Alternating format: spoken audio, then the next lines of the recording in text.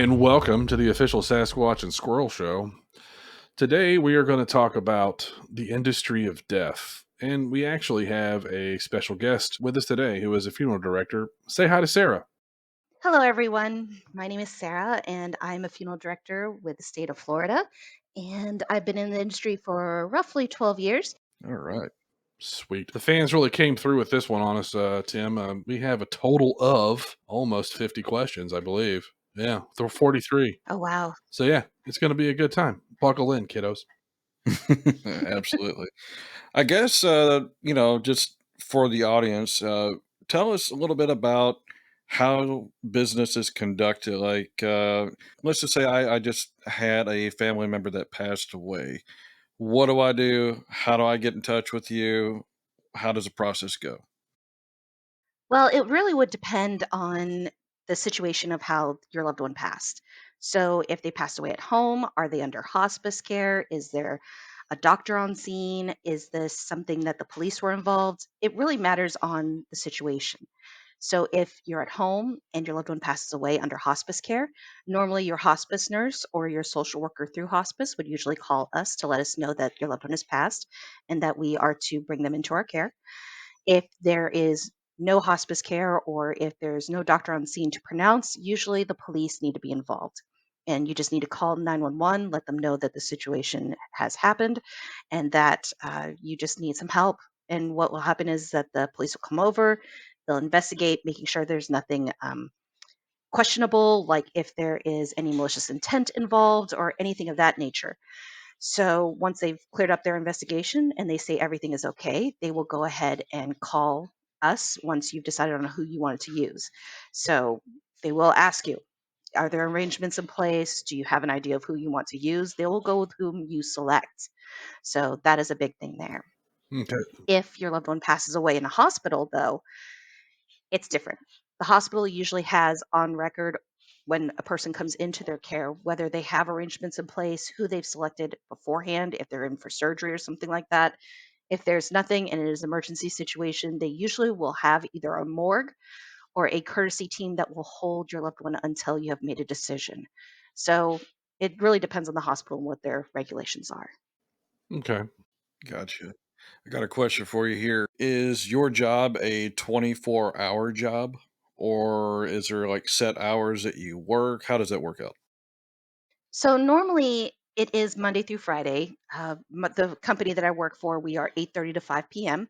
Monday through Friday in office. But we do have an answering service that will answer the phones from 5 p.m. till 8:30 in the morning to help us out so that we can get some sleep if we need to. But there is always a director on call. And what that means is that if there is a call that comes through, we are to go ahead and have our care team head out to wherever the passing has occurred at. Also, we are to either one, call the family and let them know, hey, we have received the call, my condolences. Do you have any questions for the evening so I can try to help you out? But from there, it really just kind of depends on the situation and what's going on. Usually, if it's after like about 9 o'clock, 10 o'clock, I usually try not to call the families because they may want to sleep or do something of that nature. They've already got enough stress on their plates. But I will always call the nurse or whomever called us for the dispatch to make sure that they are aware of we have been notified, we are dispatching our team, and that we will call the families in the morning. Gotcha. So, question that I have is you mentioned in the beginning that police officer or doctor will call a time of death. Can police officers call a time of death, or does it have to be a doctor? So usually what will happen is that once you have a person of emergency personnel on site, Hmm. they will usually either call the medical examiner and say, "Hey, look, I'm on scene and this is the situation of what we find. This is the date and time that we are pronouncing." So police can pronounce Hmm. when they have permission. It's usually when they arrive on scene, they will say, "Hey, look, this is the time that we arrived. We have made sure this person has passed," but they can give a time of death. But the person who is actually going to be signing the death certificate will be a doctor. Gotcha. Yeah, that makes sense. I mean, a cop shows up and oh look, Kurt Cobain's brain is over there on the wall. Yeah, he's pretty much fucking dead. All right, cool. All right, yeah, we good. That would be a situation. Yeah, yeah, okay, cool. When somebody comes to a funeral home wanting to talk to you, what information should they have on themselves about the person that they're about to give to you or you already have? How does that work out? So normally if we have an appointment set up with a family and they are coming in to discuss the arrangements and what their wishes are, some of the things that I usually recommend to my families is this. Make sure you have your loved one's social security number because most funeral homes have a requirement where they have to notify social security of the passing. So we either do it electronically or we have to do it through a fax by the 721 form. So that is a requirement that we do have to do. Otherwise, I still tell my families that you will have to call Social Security to make sure you get your benefits that are allotted to you if there are any. So there are situations, and that's all stuff that's done through Social Security. You still need to call them to make sure that one, it's discontinued, and two, that benefits are going where they need to go. Also, I tell my families that to make sure that you have information that's on your birth certificate or your loved one's birth certificate, things like where they were born, city and state, also parents' names. One of the big things that I usually tell people is to make sure that you have the mother's maiden name. A lot of times people don't know that, and it's unfortunate, but that does go on the death certificate And why is that important? because it does go on the death certificate. So that's something that we have to give. And if we don't have it, we have to list either unknown or unobtainable. And some people are uncomfortable with having that on there. So it's something to think of. Right. Before you get there, you need to have your T's crossed and your I's dotted a little bit. And that Right. just that makes a lot of sense because the more information that you have readily available, it would seem like it would streamline the process, Right. And so you know. another thing that I usually tell my families is I can only list one person as an informant on a death certificate. So the informant is a person who's giving us that information. Right. So we have to list their name, their address. Those are the two things that they definitely need. And we need your legal name. So no nicknames. So that is a big thing that a lot of people go, oh, well, my name's Debbie. Well, Debbie is your name legally Debbie or is it Deborah? And please give Mhm. me the correct spelling for Deborah because there's 3, 5 different ways. You never know. Right. It just kind of really depends on the situation and what's going on when it comes to death certificates, because that is a major thing, and people do need to close bank accounts, to do anything with the DMV. If there's anything like you have to go into Social Security, they like having a death certificate on hand to go ahead and make sure everything is the way they're supposed to show. That's a big thing as well. Right. Interesting.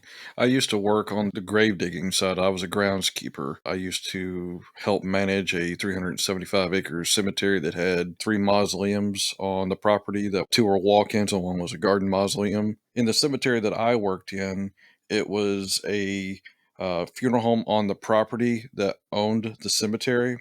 So Mhm. not all funeral homes have cemeteries attached. So how does that communication work out?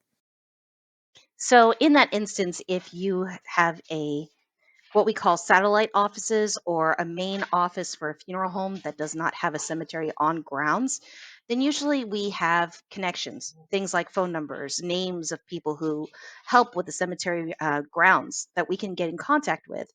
A lot of times with those situations, also, it is a requirement that the family has paperwork that they have to sign at the cemetery. So things like the opening and closing document, that's an important form that the cemetery needs to have filled out and signed by the legal next to kin. So there's certain things in place that we do have to cover, like are we doing a burial? Are we not doing a burial? Are we doing cremation? So there's different things out there that we want to make sure that we help out families with. What did you do if somebody wants to be buried internationally, like Haiti, or we'll just use Haiti as an example. Is that so? Do you have to deal with the consulate? How does that work? Yes. So when there is what we call an international removal or removal from state, as we call it, there are companies that do assist with helping out with that. But mainly, it's our funeral home having to call and check on the embassy. If it's consulate that we have to get in touch with, we have to see what paperwork is required. We have to make sure about flights. We have to make sure what parameters the country requires for us to be able to send the body there. And a lot of times that information is something you have to call about. Or I've even had instances where families had to take paperwork straight down to the embassy down in Miami to go ahead and have it translated to be able to be shipped out. And I've had instances where it took weeks for a body to be shipped because the consulate or the embassy was slow on getting things done. So there's definitely things in place that we have to make sure that we do and take care of to make sure it's simpler on the family. But it does take time when you do international. It's not something I can just turn around quickly and go ahead and do. Right. Well, that makes sense. I mean, obviously, because you're dealing with different laws and all that. Yeah, different customs that they want us to do. It's definitely important that we take care of that. So we want to make sure that we're doing everything legally and to make it as easy for the transportation of their loved one so Hmm. that there's no holdups. Yeah. Well, here's a question for you. What if it's a country that is not friendly to the United States? Like, let's just say, like China, we're always in a constant battle with them, Russia, Cuba, countries that are not friendly towards US. How do you handle those situations?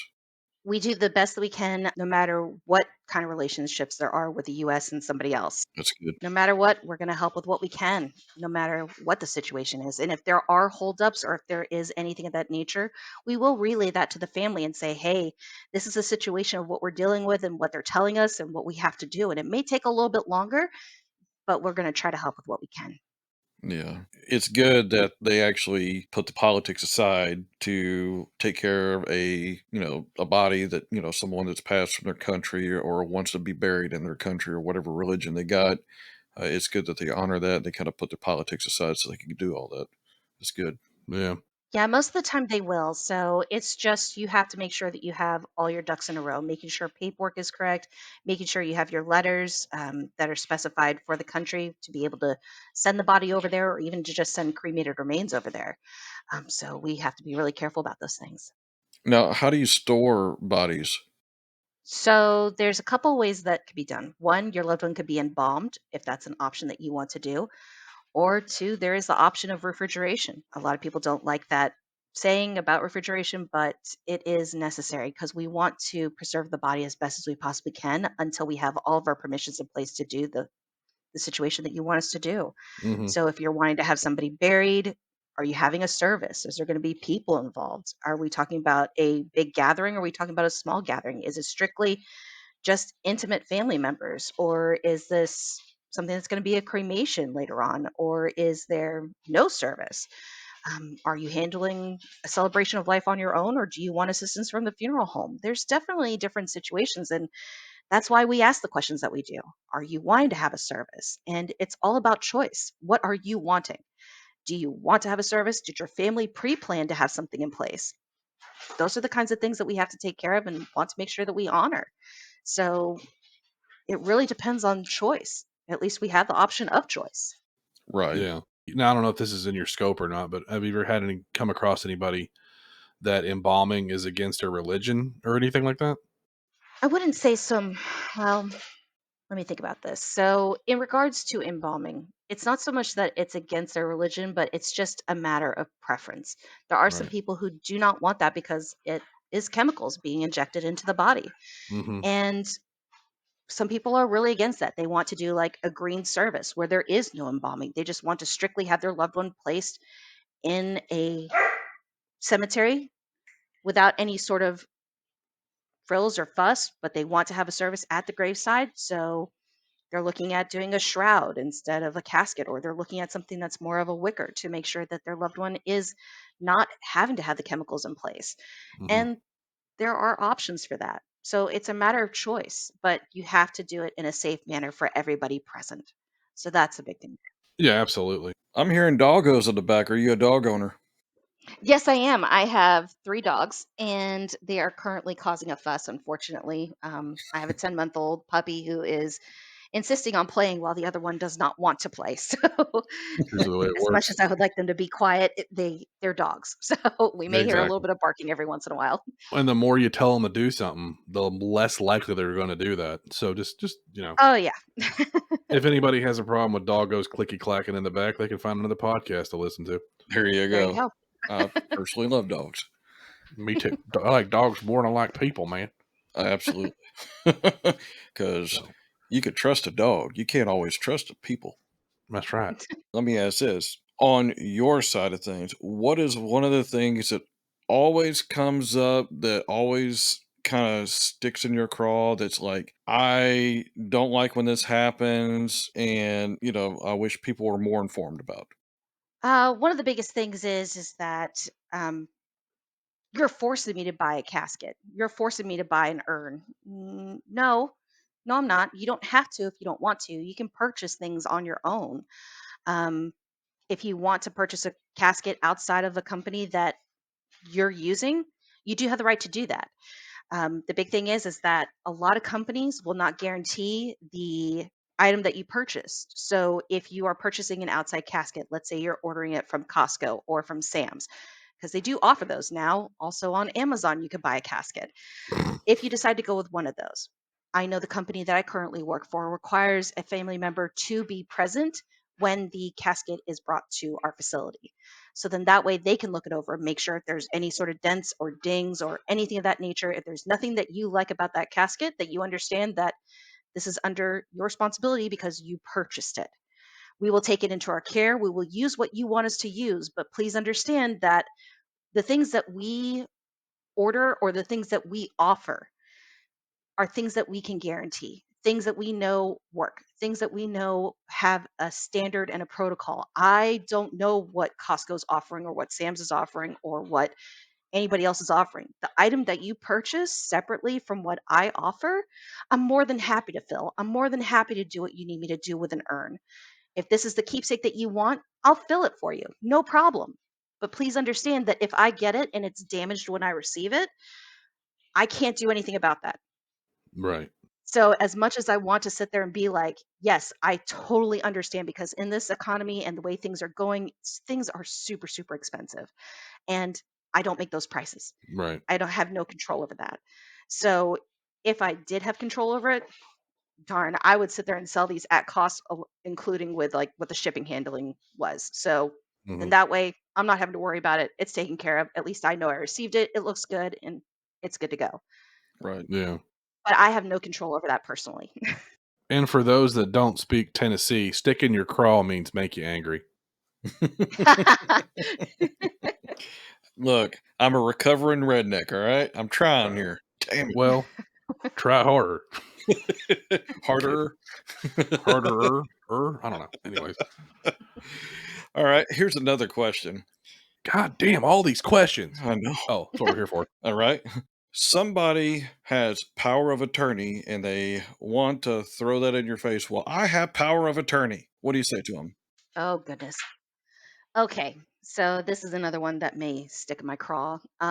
Here's the thing. Got her doing it now. Power of attorney works when somebody is living. Once somebody passes, your power of attorney paperwork means nothing. It's unfortunate, but that's the way that it works. Yes. So, in your paperwork, when you do the power of attorney paperwork, usually at the last page, second to last page, somewhere around there, it'll say that this document is no longer valid once the passing of the individual happens. Like it literally states it in there. So, once the passing has happened, your power of attorney is squat. Okay. It's just fancy toilet paper. What happens if somebody dies and that person is still wanting to be the person who, or the person that's passed away is still wanting that person to be able to handle their arrangements and all that? Then I suggest having an attorney draw up some paperwork stating that this person has rights to final disposition and handling the arrangements for that loved one. Is that a will? You can put it in a will, but it may be a separate terminology or a separate document that they can offer. Okay. But it can be part of the will, but it's not really included in a traditional will. So things like saying that that form should also state what your wishes are, whether you want to be buried, if you want to be cremated, and also who has the rights to receive your cremated remains if you do cremation. I would have that all written out and making sure that at least you have something planned out. It's documented, it's a legal form. So then that way you have your bases covered because there have been many instances where I've had family members who are like not talking to one another. Years go by, all of a sudden a son or a daughter shows up and they're like, I'm in charge. And you're like, I've never heard of you. You're not on any of the documents that I have. I have nothing here with your name on it. So please tell me who you are and why you feel like you're in charge. And then all of a sudden I get like this message from a partner. They weren't married, they were just a partner. And they go, but I'm in charge. I'm on the will. Okay, well, do you have any documentation saying that you have rights to final disposition or you have the right to handle these arrangements? And there's nothing there. Hmm. So I have to now talk to that son or daughter and make them in charge because legally they are the next of kin. Right. So I have to go by what they say. If they sit there and they say, "Hey, look, I'm handling this. This is my arrangement. This is my dad. This is my mom," and that person who they were dating, whatever companion, Right. they legally have no rights. There's nothing. Yeah. They may be in charge of the estate. They may be in charge of a will saying that they have rights to property and everything like that, which is fine. If that will covers that, great. Mhm. That does not mean you have control over a body. Hmm. That's interesting. I didn't even know that. I figured, if someone's an executor of a will, or ever how you say it, that would give them, not carte blanche, but it would give them the ability to handle the remains. But that's interesting. I didn't. You learned something new, man. I'm telling Yeah. you, And the thing is like it's really tough to sit there and tell that to people when Hmm. they were told or under the impression that they do have the right, but they don't. especially when they're grieving and such like that. So I can understand why, Right. Yeah. a lot of funeral directors do get a bad rep because of the fact that, they feel like they're being taken advantage of either financially or physically because they're not allowed to take care of things like that. Emotionally too. So I'll use my stepdad's death as an example. Like, we went to a local funeral home here in town, and it was like, oh well, you want to get him this casket, and we're looking at the prices, and it's tens of thousands of dollars. Now, mind you, this is in 2008, so times are a little bit better financially speaking, as far as for the nation. But the person that was across the desk, they were coming across like used car salesman vibes, and I think that's where some people get the cringe a little bit from some funeral homes. Oh, yeah. If you have any sort of intuition, you can kind of see when someone's being disingenuous. Yeah, and that's the thing is awful. And it's not okay, here's the thing. We try to help out our families the best we can. And unfortunately, there are some funeral directors in the industry that are about making money and doing what they can because Right. they have bills to pay, whatever the reason is, that's the way they're handled things. But also, it could be the company that they work for is pushing them to do this as well. Yeah, it's a sales industry, y'all. So it's unfortunate.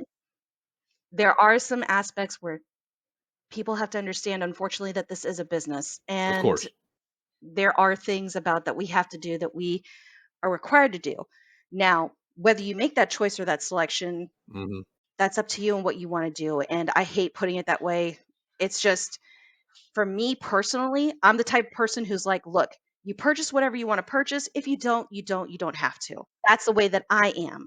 Like I said, there are always some bad seeds in the business, Exactly. and there's just, I can't control them. I can't say what their situation is or what they're doing.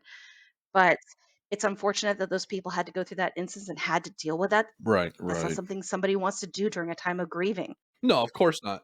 I'm sorry that they had to go through that. I'm so sorry. But that's just the price of doing business sometimes, because, greed is a disease in this world that we'll never get rid of. You always have somebody who's trying to make a buck, and it's like, dude, shut the fuck up, let me grieve, and let me figure it out. There's obviously good people everywhere, Yeah. Yeah. but you also look at it from, there's that one little nugget Mhm. of a turd that won't flush that kind of ruins it for everybody. And my thing is that when it comes to situations like that, handle things the way that you need to. If you feel like you're being taken advantage of, speak up Hmm. and say, "Hey, look, I can't do this right now. I can't make this selection right now." Most of the time, they'll back off and they'll go, "I'm so sorry. I didn't mean to pressure. I just want to make sure you select the choice that you want to. If this is too expensive, if something seems like it's too much, then let's take a look at something else, or we can come back to this." Yeah, 100%. Also, if you're wanting to have a service, like I had a situation where a family wanted a service the next day Hmm. and I couldn't guarantee it. There was no way because they were wanting a casket that was cast bronze, which is a top of the line, Hmm. and it was going to take me 3 days to get the casket because it was out of stock. And the family wasn't compromising on what they wanted. It's because they wanted it. And we're going to do what we can to help out. But Yeah. I mean, if it's possible, we'll help out. If it's not, then it's not. Um, Doing a next day burial if you don't have the death certificate signed or the medical examiner buying off on the whole thing, isn't that a problem? I mean, how long do you have before the medical examiner actually signs off on a death? Now, here's the thing.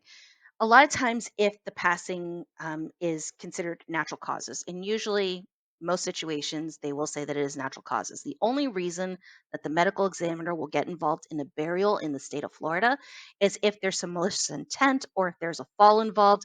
Then they'll say that there is a medical examiner's hold, which means we can't even embalm, we can't touch, we can't do anything in regards to services because we cannot add any sort of extra contaminations to the process.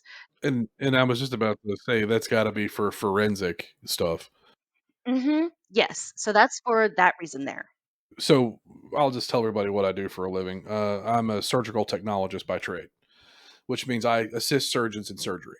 Anyways, enough on that. During my training, we went to go view autopsies. And one time we were denied access to the morgue at the Orange County Medical Examiner's office because the person, not the person that we were going to view, but the person next to them on the slab next to them, was a homicide. Mm, Yeah, And it only had to be ME staff only. So, because any other contaminant could screw up the case. So that makes a lot of sense. absolutely. Yeah. right. Yeah. All right. So if it's a natural death, then usually as long as we have a doctor saying that they're willing to sign, we can move forward with having the burial done. It's Mhm. just we have to have that doctor confirmation that they are going to sign. And if that doctor that we have listed is a doctor that's on vacation and doesn't have anybody to back them up, we're once again holding. So it really kind of just depends on the situation. Right. That makes sense. Is this right here the same all over the United States, or is it per city, per state? How does the laws and regulations work per area? So every state is different. No matter what you try to do, no state is the same on the way that they handle things.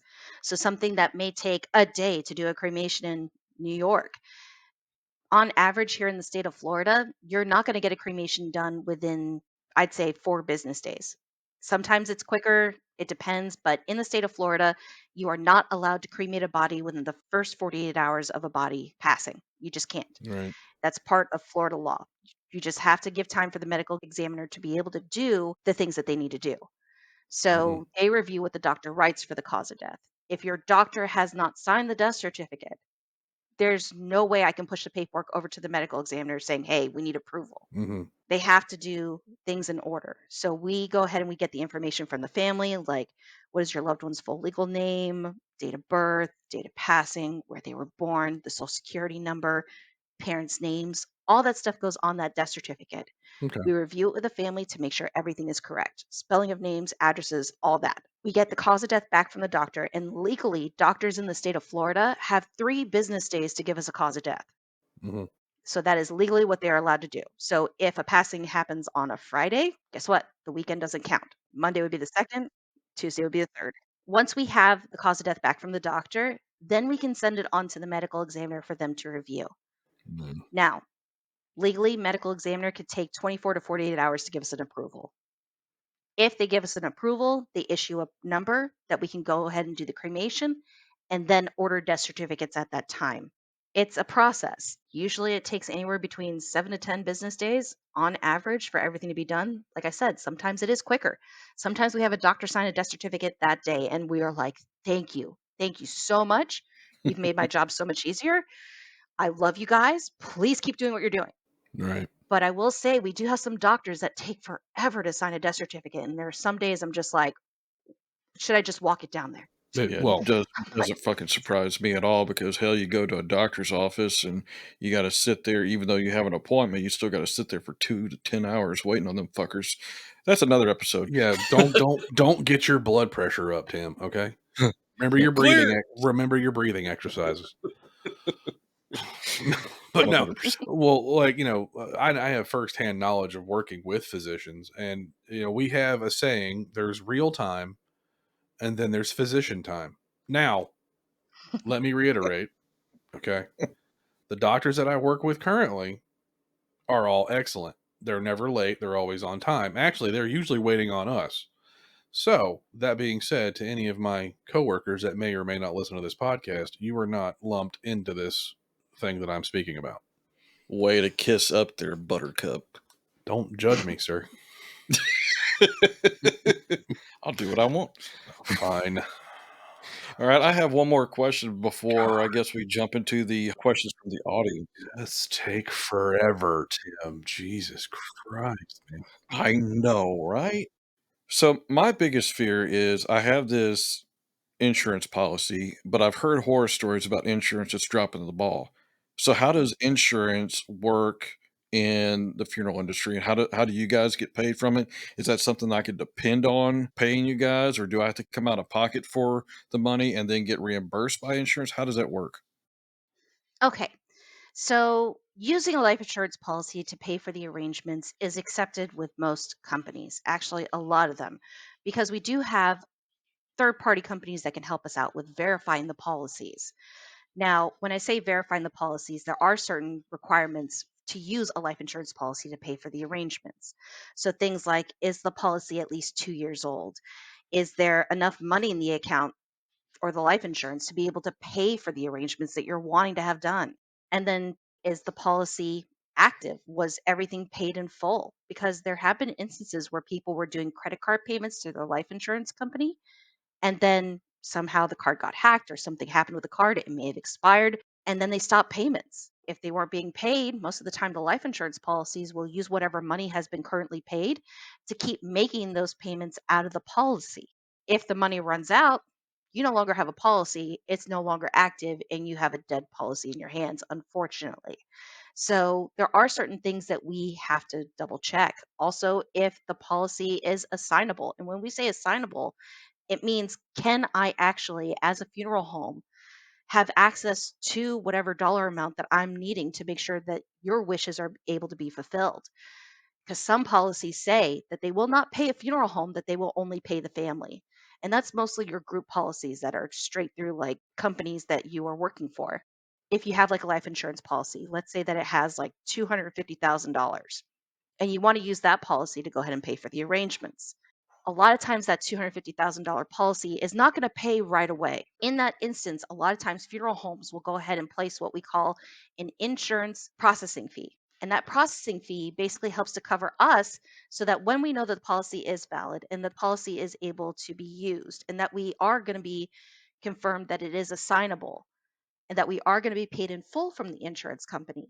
This way, we have some holding funds to say, yes, we can move forward with whatever services you have, and we will wait on what the insurance company is going to pay on when they are going to pay.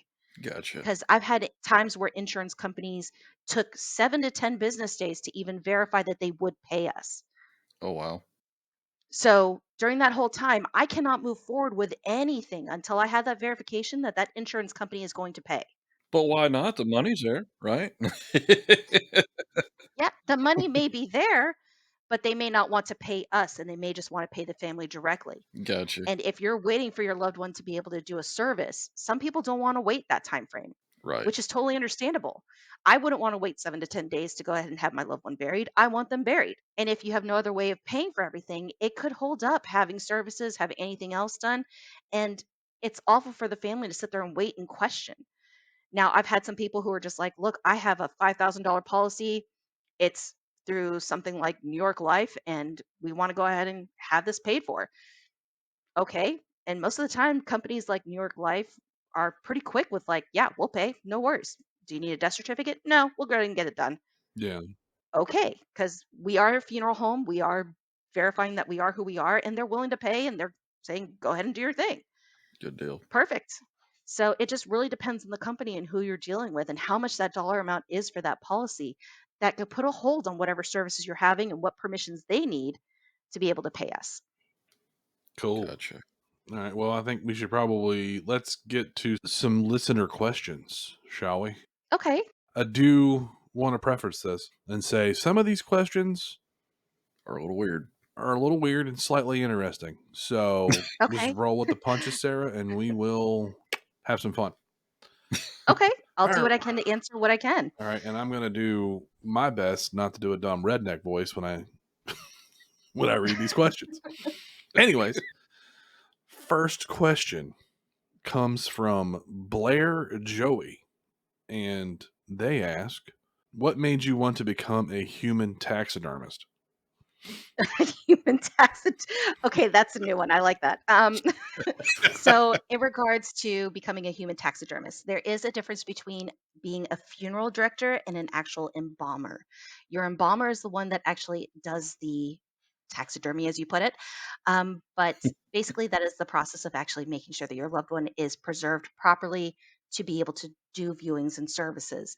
So, in that regards, the reason why I wanted to become a funeral director was because when my dad passed away, the funeral director who helped us was an amazing gentleman.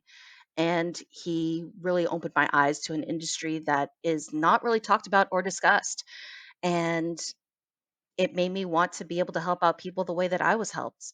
And I thank that gentleman mentally every day for being able to open my eyes to an avenue that I wasn't aware of. So That's it touching. was very inspiring, and I can't thank that guy enough. And honestly, if I could remember his name, that would be great. But I know exactly what funeral home he worked at. And hopefully one day I'll be able to track him down and say thank you.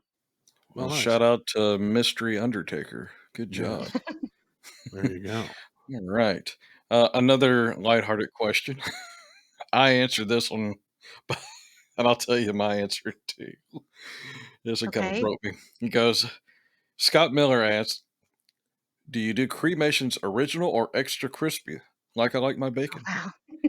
I said, but 8 herbs and spices. We do one Oh, extra wow. herb. Okay. So I will say this: most funeral directors or most embalmers, those of us in the industry, do have a very, very dark sense of humor most of the time. So things like comments like this do not bother us at all.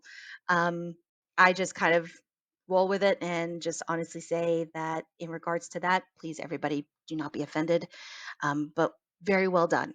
So that would be the big thing there.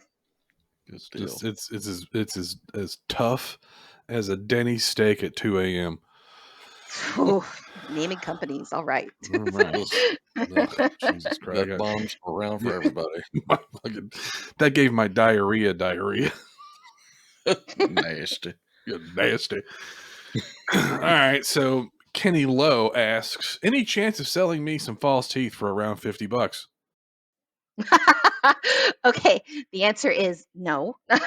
So Hey, man, that when man it needs some comes to chompers. Come That's on. right. God damn, he's just using Tic Tacs. right. So mainly the big thing is that when it comes to personal effects and things of that nature, we either make it a point to return the items to the family members if they want to have it returned. And we have had families ask for their dentures back. And then we've had families that were like, no, we want it cremated with them or dispose of it. We just Some people are just totally put off with the whole fact of having to keep dentures, but it just really Yeah. depends on the family and what they want. So if you happen to meet a family member and they say that they want to give away their dentures, then I mean, talk to Bruh. them, but I'm not giving out names or addresses or anything like that. That's No, HIPAA. but here's No. yeah, but That's just I'm a nasty. person who would say no. Like, yeah, just absolutely not. That's just, I as just a funeral director, that's gross. what are you gonna use them for? I mean, like, all mouths are different. yeah. I mean, they're formed to the person's gum line and all. What are you Ugh. doing, you fucking freak? Sorry. No, it's okay. I know it's all in good fun. So Yeah, Right, right. yeah. No. Billy Roberts asked, "What caterer do you use for snacks?" I'm kinda interested in this question myself. It's getting kinda close to dinner time. okay.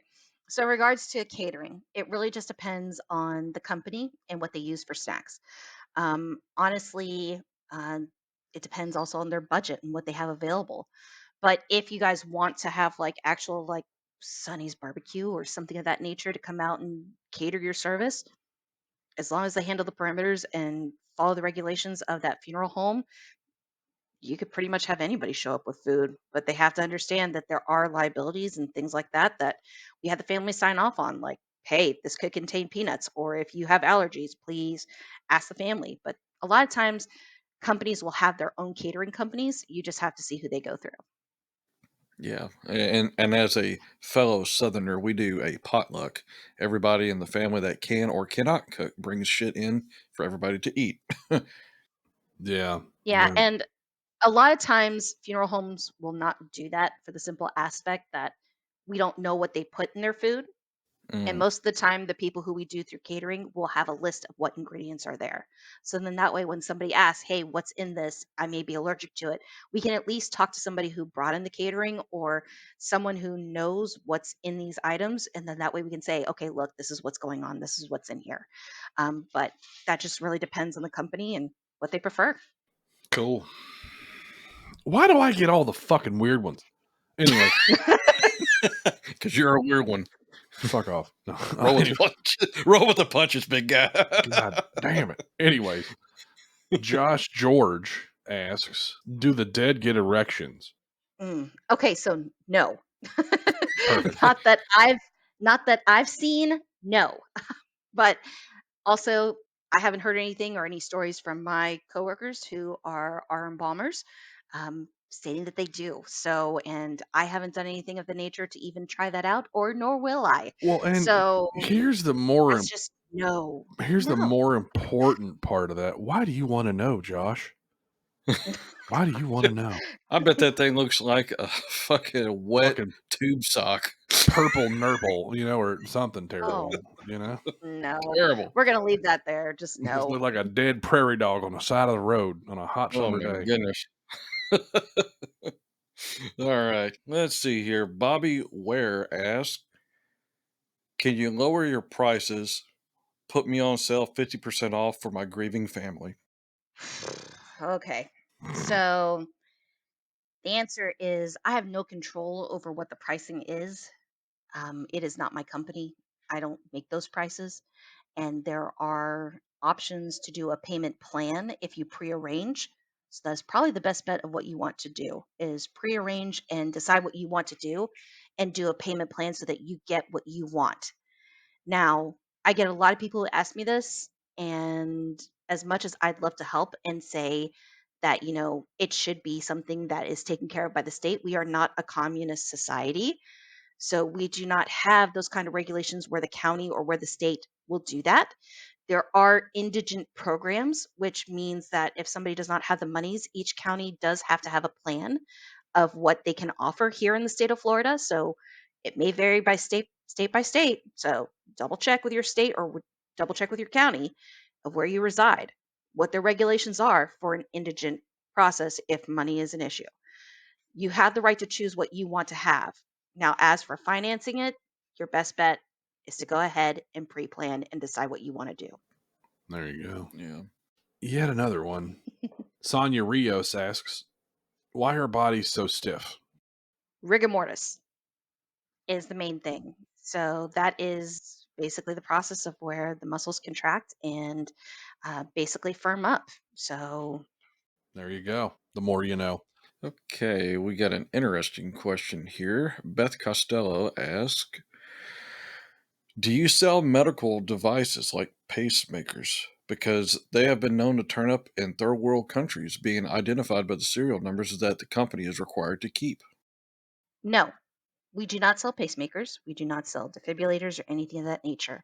When a cremation takes place, if there is a pacemaker or a defibrillator or anything that's battery operated, it is required that it is removed before the cremation is done because they have batteries inside of them. So we have to take those out before they're done. So we do what's called a small incision, and we will go ahead and cut the leads and take out the pacemaker. And we do have a company that comes by and picks those up and they dispose of them properly. Now, whether they make it to a third world country or wherever it is, that's not on us. Right. I've heard of things like that happening before. But, anyways. Hmm. So, the next question is from Patty Steinberg Perry. She asks, "I'm going to be cremated. Who gets my pacemaker?" Which I think was just answered in the above question. But Right. if you have any more to add, there you go. I've had family members who decided that they wanted the pacemaker back. And if that's the case, make sure that your family knows that you want the pacemaker returned to them and they need to make sure that they tell the funeral director when they sit down to talk, hey, I want that pacemaker back. Okay. Once it's been removed, we will make sure to return it to you if that's the plan. But if we don't know about it, it will be disposed of properly. Isn't that a biological hazard giving somebody something like that back?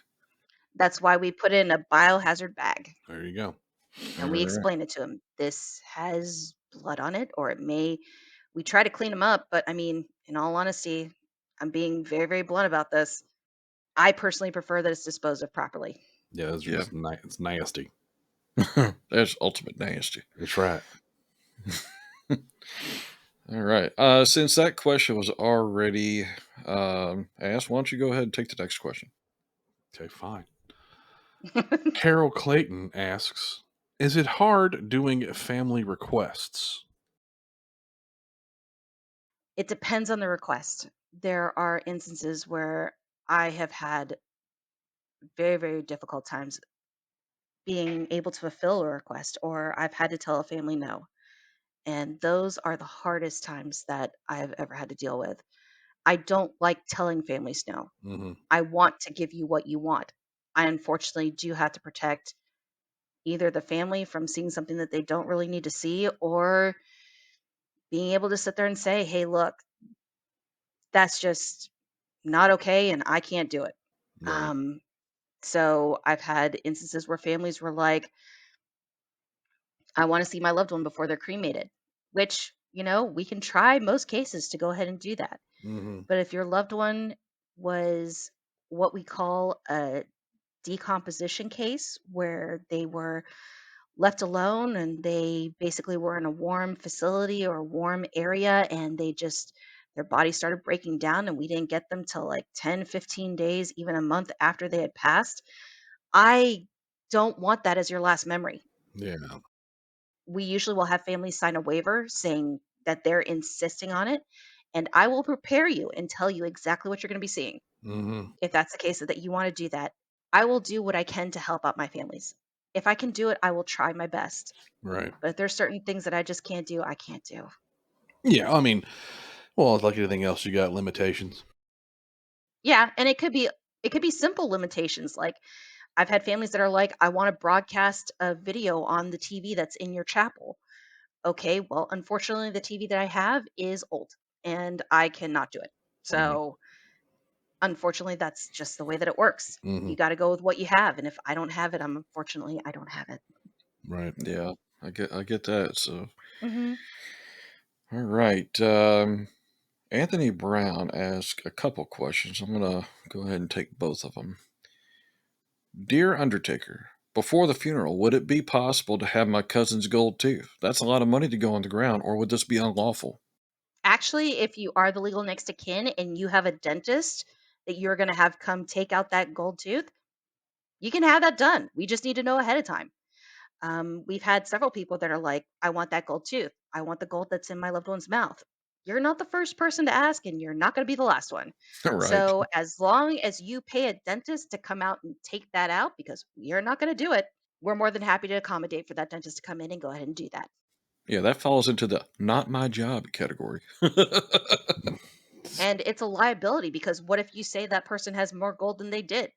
Mm-mm. Right. Yep, I bet that'd be a problem. Oh, yes, And the other question he asked is, how do the medical examiner and the funeral director connect? by phone. Love it. So, um, that's the easiest answer that I can say because currently the district that I work in, the medical examiner is not in the city that I work in. Usually, with the state of Florida, the state is broken up into districts, and certain districts have certain cities that they cover. So, the medical examiner for your city may not be in your city. They may be in another city, but they're helping out. Like I know, for instance, that the medical examiner for District 5 covers, and this is for the state of Florida, covers Lake County, Sumter County, Hernando County, Citrus County, and Marion County, and then also covers Orange County. Wow. Or no, actually Seminole. They cover Seminole County. Orange County is a whole nother county and district. So That sounds like a busy person. that is a very, very busy person. So it takes a little while to get permissions to be able to do cremations. So that's why we tell our families, please understand, it does take a little bit of time. All All right. right. All right. Well, Jackie, I apologize in advance, but her name is Jackie Bull, Bull. I don't know how you, anyways. How many were tapeworm victims? Tapeworm victims? I don't think I've had any. Yeah, I don't. In my time of being a funeral director, I've never had on a death certificate that somebody passed away of a tapeworm. Well, I think I think what she's asking is how many people have been, that you may have come in contact with or that were being embalmed that had tapeworms. Maybe I don't know. That's Nope.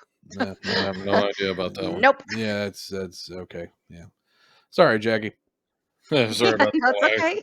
Um, All right, I got a spicy one for you. Oh But God. you Okay. know, this right here is name of the game. All Wayne right. Wayne Comanche asked, "How do you sleep at night, charging that kind of money to die?" Oh, this is always a question that we always get. And here's the thing. It takes money to run a business. In any business, there is overhead costs that we have to sit there and charge. And unfortunately, the way the economy is, prices are going up everywhere. So the cost for using the fuel to be able to do cremations, the cost of transportation for fuel to travel and to pick up your loved one, bring them into our care, to transport them to a cemetery, to transport them wherever they need to go, it does cost money. The cost of hiring employees to be able to handle this, to be able to do what we need to do, a lot of that cost goes to those kinds of things, keeping the lights on in the building, upkeep of the building, upkeep of our facilities. All that stuff needs to be paid from, unfortunately, what services we are offering. Also, if you, once again, don't want to purchase something like, let's say, a casket or purchase an urn, you're more than welcome to purchase what you prefer and then just let us know that you're purchasing something that we don't provide. And it is the funeral home's preference to say whether they accept, like, let's say, if you wanted to do a different alternative container for your loved one to be cremated in. So this is basically like a casket that is meant for the body to be placed into to be cremated. And you say, you know what? I'm going to provide my own. Okay, well, here's a minimum required by the state. You have to have something that is a rigid container that is to be cremated in. And the minimum requirement that we offer is this one here. We show you a picture of it. We tell you this is what you have to, this is like the base model. You have to use this kind of material and it has to be rigid. And you come in and you provide us with something that is not up to that standard, the funeral home has the right to say, look, this is not in the parameters of what is required and does not meet the requirements for state or for the crematory regulation. It kind of just has to work out, and you guys have to be able to work with it. If you Yeah, find a better deal and you find a container that works out, perfect. More than happy to use whatever you provide, but you have to let us know. If you decide that you want a different casket, once again, make sure it meets up to the parameters of what your cemetery may require or what you're planning to have done. right, You have choices, but you got to work and let us know what you're thinking of, and we'll try to work with you. right. right. But I can only do so much. And I think the main thing to understand here, you don't ask the question to anybody else but the funeral director. But I can understand why, because people are emotional during this time. Hmm. They seriously are going through some heartache, and not Hmm. everybody's financially ready for a situation like that. So yes, it comes as a blow. But unfortunately, it's illegal to bury somebody yourself. And coming from my side of the facility, which is the cemetery side, that's a lot of work to dig a hole. Mm. I mean, don't they use like a front end loader now? It's not Well, some they dude use out it. there with a Well, shovel, right? I mean, I've done, like, depends on the size of the grave, or if it's a cremains vault or whatever. I've had to dig things by hand. I've hmm had to dig them by hand when the damn backhoe breaks down. right? But even when you're digging with a backhoe, you can hit rock, and that Yeah, that's rock, true. it's a lot of work trying to bust that shit out of the grave. It's hard work, Yeah, and plus you gotta, literally pick the body up and move it. Like, sometimes, the family doesn't have the amount of people they need to lift a body from the hearse to the graveside to sit on the outer burial container before the service.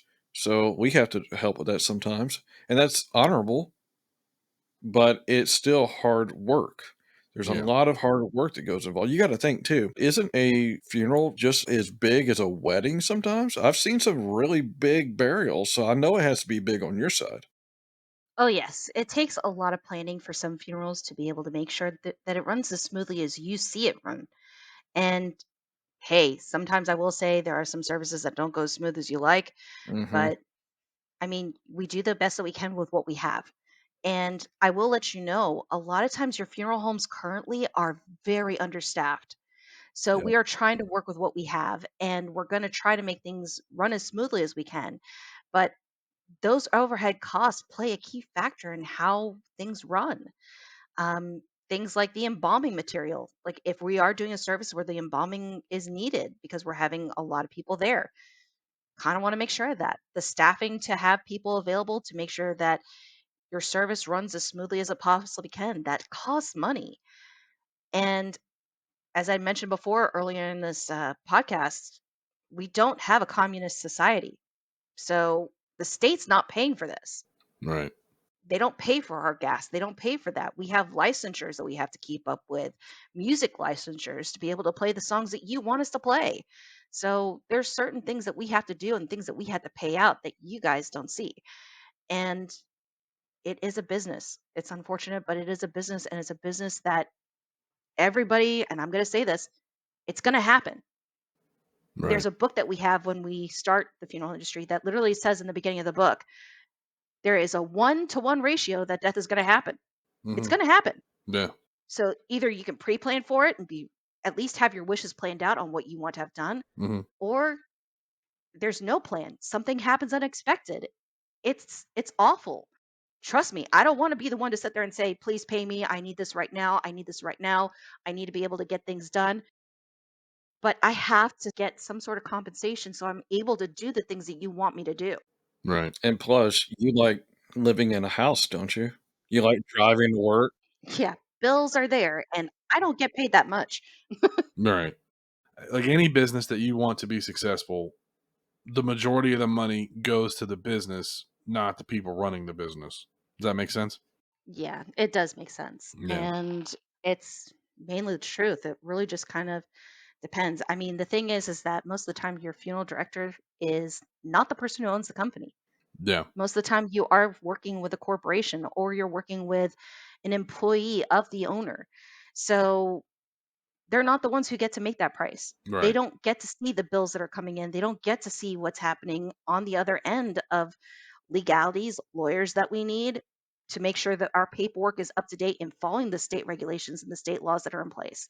So we have to make sure that we have that staff on hand for if there is an instance that pops up. It does cost money to run a business, unfortunately. Yeah. Yep. So, so the next question comes from Joanne Farley. And have you ever come across the cause of death not matching the death certificate? Okay, here's the thing. I don't know exactly what someone's medical history is. Hmm. I'm going to be honest about that. I don't know. Right. Do I get a death certificate and I go, okay, this is a death certificate? I don't know that person's medical history. I don't know anything like that because I am not privy to that because of HIPAA. They don't release that information to me. All I get to see is a death certificate. Now, the time when I find out when something doesn't match is when the family sits there and comes in, picks up that death certificate and says, my loved one didn't have this. Why is this on here? Right. And I have to sit there and go, one, I don't know. But I can find out. I can call the doctor's office or I could call the person who filled it out and see exactly what's going on, why they put that there. I mean, it could be that one, your loved one didn't tell you that there was some things that were wrong with them that may have been wrong with them, or the doctor didn't release that information. I don't know. That's not something that I am privy to because I am not your loved one who has access to that medical records or the next of kin who may have access to that medical record. So that's something we usually tell the family, "I'm so sorry that's on there. If it's something that needs to be fixed, we can call the doctor and see what's going on." And then two, if they have more questions or they want to talk to the doctors themselves, we're more than happy to give them the office number for that doctor Hmm. and they can ask, "Why was this put on here?" And there is the option of doing what's called a medical amendment if it is wrong. Yeah. Okay. Well, that yeah, makes sense. Rodney Smith asked, "How long before the ghosts smell it up the place?" That really depends on how long a person is in our care and whether they've been embalmed or not. Because here's the thing, Embalming and refrigeration are temporary preservation measures. It's temporary. So a lot of people think that once somebody's embalmed, they're automatically going to stay that way for the rest of their lives. Current chemicals do not have that ability to do that. Right, this ain't ancient Egypt, y'all. Well, even ancient Egypt, they're not lasting that long. So there are cases where somebody was embalmed. I believe that there's a little girl that that's in Italy, I believe, that was prepared very, very well. Um, and the preservation on her is amazing. But that doesn't happen with all cases. And Right. especially with the way chemicals are now, because we found out that those chemicals that they used are very, very carcinogenic. So we have to be very, very careful about what we use and what our embalmers are using because we want to make sure everybody is as safe as they possibly can be. It could be also the conditions of the body. Is the person overweight? Is the person not? I mean, extrinsic factors do play a factor in preservation. Yeah. So, Yeah. Makes sense. All right. Neil Luber, I'm not touching that one, asks, does any of that real perverted stuff ever happen to your body? define perverted. like, like, He's probably thinking like weird ass necrophilia stuff, like because like there's that old Sam Kinison joke where he goes on and talks about how um ho- men back in the '80s were paying funeral homes to come in with fresh corpses and do things to them. Ick. Ugh. ick. Okay, so, oh gosh. Okay, so this comes down to whether you are a ethical funeral director or if you are a piece of dirt. So I honestly will tell people in my industry that is not something that we are willing to do, have done, and if anybody is caught doing something like that, we are reporting it right away and I will let you know. I will beat your ass if I see that happen. Yeah, that's Plain and bad. simple, that is a bunch of bullshit. And I'm sorry, I am a funeral director, but I have my limits. That is one of Yeah. them. I will tell you right now, I am a real human being. I will curse, I will say stuff. I don't give a crap when it comes to something like this Yeah. because this makes me really hot and heated because this is my industry and showing that we have some garbage in it. And unfortunately, that is garbage people. Right. And if you are doing that kind of stuff and I see it, you're on my list. The hooker's full, throw her out. Well, that and also remember, kids, necrophilia is illegal. Yeah, and then nasty. Yes. Jesus, Ah, what the fuck is wrong with people? Anyhow, a lot. uh, Carol Radcliffe asked, and I'm paraphrasing this one: do people, universities, etc., come in and offer money for dead bodies to be used for science? Okay. So they do not offer that to us. Period. What happens is that most of the time you will have a family member or a loved one that will say that they want to do what we call anatomical donation. An anatomical donation is where you donate your body to science.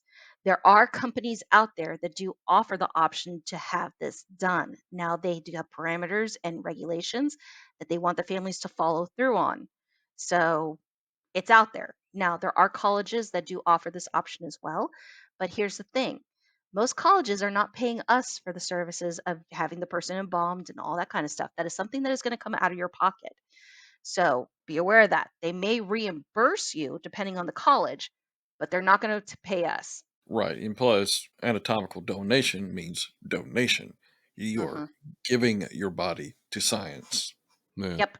For some third year med student to cut open and learn on. Which honestly, it's necessary and it's something that they need to learn. Absolutely. But I mean, it just depends on what your loved one wants. And Hmm. this is something that I'm very, very adamant on. This should not be a taboo topic. You should Right. be Absolutely able to not. talk to your loved ones and tell them what you want. Yeah. And it may be a conversation that you have to prep for Hmm. and make sure that you have something written out or something of that nature. But this should not be a taboo topic anymore. This shouldn't. No, it It should not. should be something that you should be able to talk with your loved ones about and say, this is something that I need to make my loved ones know. And you may have your family members that are like, I'm not ready to talk about this. Respect those wishes. Have something written out if your family's not ready to talk about it, but make sure it's in a place where they can find it. Well, just like you said, one out of every one, dies. Yeah, exactly. We have not figured out immortality yet, so No. And the two things that are inevitable in life are death and taxes. Yep. you can try to avoid taxes, but you can't avoid death. Next question comes from Russell Newman. Do you laugh when you see certain people naked? I feel like that's more of a generalized question. I think it should have said, "Do you laugh when you see a dead body naked?" Yeah. I don't laugh. I mean, in all honesty, I feel a sort of compassion in the fact that they've passed, Mhm, and I'm wondering what the family wants to do. mhm. Are they wanting to have services? Are they wanting to not have services? What am I to expect? It's kind of one of those things where you aren't laughing at that loved one. You're looking at them and saying, "This is someone's family member. This is Mhm. someone's loved one that they're just waiting to figure out exactly what they want to do." So, no, I've never laughed at someone who was getting prepped or getting ready for service or whatever the family plans for. That's something that we're just compassionate. We want to make sure that we help families. Yeah, no, that's because you're not an asshole. Right. And plus, love your job. I mean, having compassion for the family and respectful to the dead, that's another thing too. I mean, Mhm. this question right here is more so in my wheelhouse, so I'm going to answer this one. Hunter, I'm going to butcher your name. Hunter Rosler, ask, why are there no new cemeteries built within the last 75 years? I know we didn't cremate them all. If overpopulation is a thing, should there be a shortage of burial spots? Well, I was actually looking into being an owner operator of a cemetery. I was really good at my job and I understood the cemetery business very well. And I started looking into purchasing property and seeing how that task went. But unless the regulations have changed, it takes 7 years from the time you sign the first document until the time they get you all the way down the line. If they even open the cemetery at all, it takes 7 years. And if they don't even have to tell you why no, they just have to say, nope, can't do it. It is a racket. It takes a long time. And I just kind of gave up because there was a nice large bit of property that I was wanting to buy that already had a body or two bodies on the ground that I knew of, and this is near some family property, and it was a beautiful place. It was flat, no problems with drainage or anything like that, and had a beautiful Civil War era house on there, and it was a great property. And I thought that would have been a great place to have the office and all that. So it just was way too much hassle, and it would have cost millions before I would have got that property bought and regulated and all the things drawn out. Oh, it's going to be way too much. So that's probably why you got to have a lot of money, and it just takes so much time, and you can get denied at the drop of a dime. Was this in Florida? That was up in Tennessee. Okay. And like I said, every state's different. Yeah. Annette Harlan. Did anyone ever wake up? Not in my care. So I do not know. I've heard stories of this happening, but I have never had that in my instance of when that's happened. Okay. There you go. Bruce Richards asked, how do you know they're really dead? Okay. So it basically boils down to the fact that they are pronounced before they are brought into our care. And usually, with the whole fact that you have to wait 48 hours to do anything, kind of plays into key there. So if somebody were to say, wake up, we have the time to be able to handle it if that's something like that did happen. But mainly, the rigor mortis plays a key factor that we know that the person has passed, and the basic factors of looking at the body and checking for a pulse and making sure that we don't have that issue happen. But I am not the medical professional that pronounces, so nobody's gotten up on my table. Right. If you ain't dead when you go in there, you're sure as hell gonna be dead when you leave. That's right. Damn it.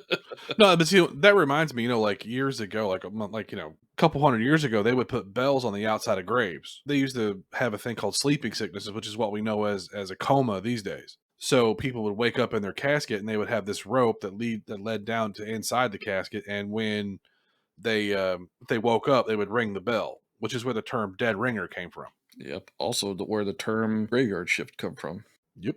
Larry Motes, he asks, can you build your own casket and headstone to use before you die, or build a mausoleum on your own property? As for building the casket and the headstone, sure. Hmm. As for the headstone, you may want to have somebody who knows how to put in the date of death, because I'm pretty sure you're not going to be able to do that. And then in regards to the casket, yeah, sure. We've had people who decided they're going to make their own. Just make sure you let whoever your next kin know where that casket is and that you're going to be using it. And once again, that the parameters of that person bringing the casket is present to be able to witness and make sure to notate if there's any sort of defects or if there's anything that may be questionable about using said casket. As in the mausoleum, you definitely want to check with your county if your zoning area is regulated to be able to have that on there and make sure that you follow the parameters of what you're required to do. That makes the property values go straight down in one of these Yeah, HOAs. probably know yeah, probably know that your neighbors are not going to be too happy about that, but Fuck if you don't care, then that's on them. I'm So gonna go out on a limb and say the guy's probably living in the sticks somewhere. them. Probably. Not judging. No, trust me, I'd love to live in the sticks. Less people. Here's one, and I can answer this one. Brad Collins asked, why do you wear gloves? And I was like, because you. No more needs to be said. Next question. yeah, Go ahead. Uh, Teresa Tipper asks, how much is it going to cost them? that's really general. Cost them for cremation, cost them for burial. Like Uh, I need a little more parameters of whoa, cost of what. $14.95. Moving on. Don't quote us on that.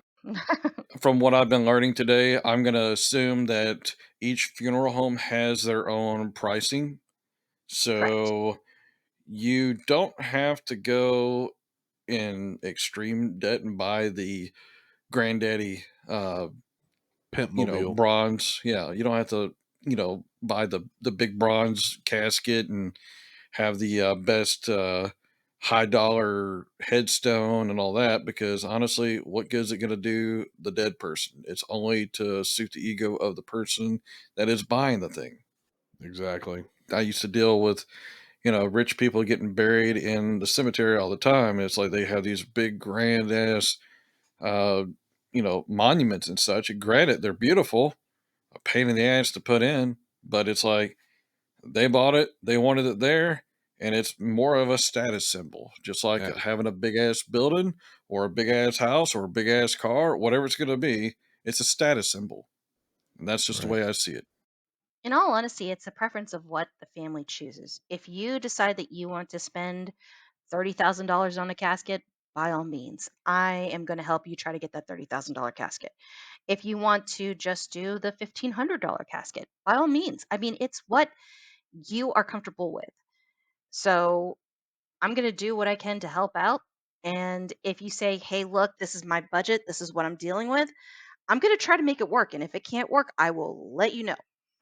There you go. All right. Christy Gibbs Wilson asked, can I help you with my mama's makeup? Actually, we get this request a lot about doing their mom's makeup or doing their mom's hair or anything of that nature. And a lot of times we can try to coordinate that with our care center to be able to make it so that you have that time to be able to do that. We will have staff there to assist you and to do what you can. But just know that it will be on the parameters of what the care center can provide. So if you are looking to do this like right away, they will call you to schedule that if it's possible. So they may have other people in there. They may have other loved ones that they're trying to work with. They will try to make it so it's accommodating enough to be able to do that. But most of the time, if you want to do that kind of stuff, just let your funeral director know, hey, I'd like to do my mom's hair or I'd like to do my mom's makeup. Okay, we'll work something out. So usually it's a discussion that we can assist with. Cool. Good deal. Felicia Robinson asks, "Hello, have you ever buried a loved one or family member?" I think what she's asking is, have you personally, in your time as a funeral director, buried a loved one that in your personal life? I think that's the question she's asking. Yes. hmm There you go. And it's tough, but you are honoring their wishes and what they want to have done, and you're making it so that there's remembrance for that loved one. Mhm. And you honor the wishes of what they want, whether they wanted to do a simple cremation with no services, no frills, no fuss. Okay, that's your deal. That's your deal. Mhm. If you want to have the full regalia of having a burial, I'm going to do what I can to assist you in that avenue, what you want. Mhm. But yeah, I've had a lot of family and friends who want my services and to help them out with what they wished for or what their loved one wanted.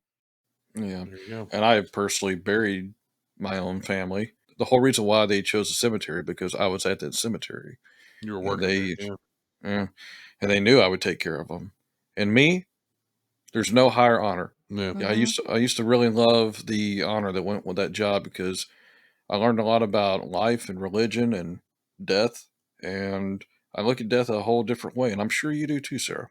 Yeah, I do. I just want to make sure that I can do what I can to help everybody out.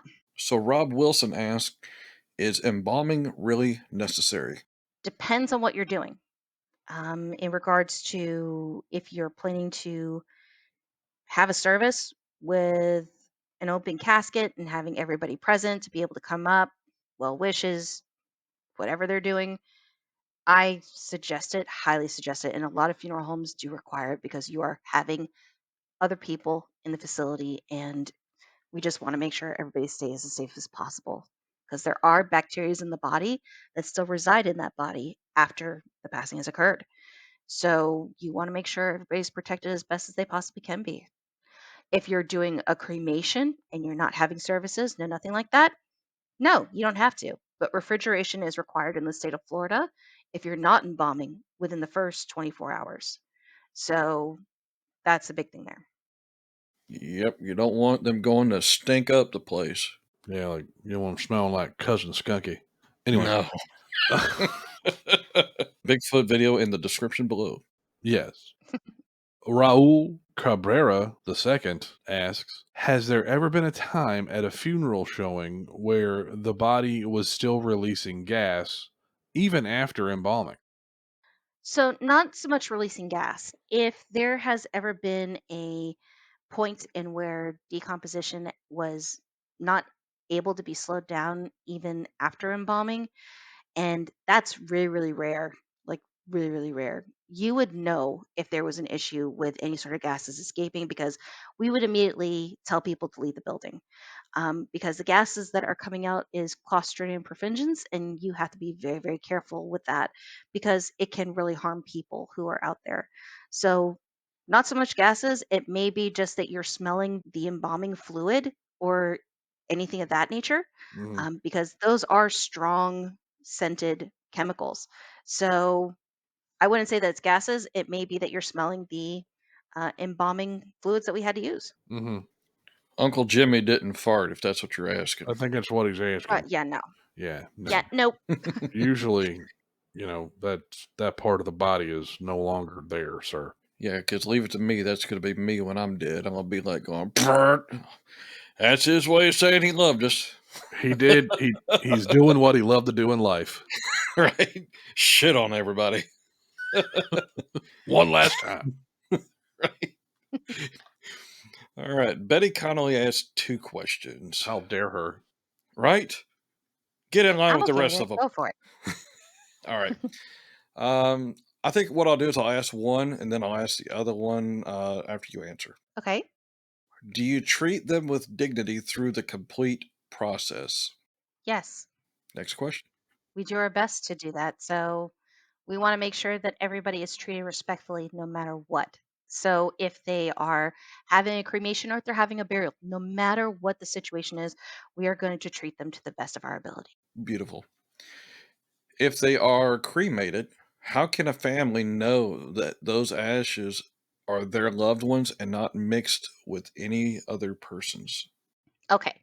So with my company and with the state of Florida, we only cremate one body at a time. So that's the big thing that everybody needs to be aware of. We are required for our company to do what we call identification discs. So as soon as your loved one is brought into our care, that identification disc stays with your loved one throughout the cremation process. So anytime your loved one is moved, that disc goes with them.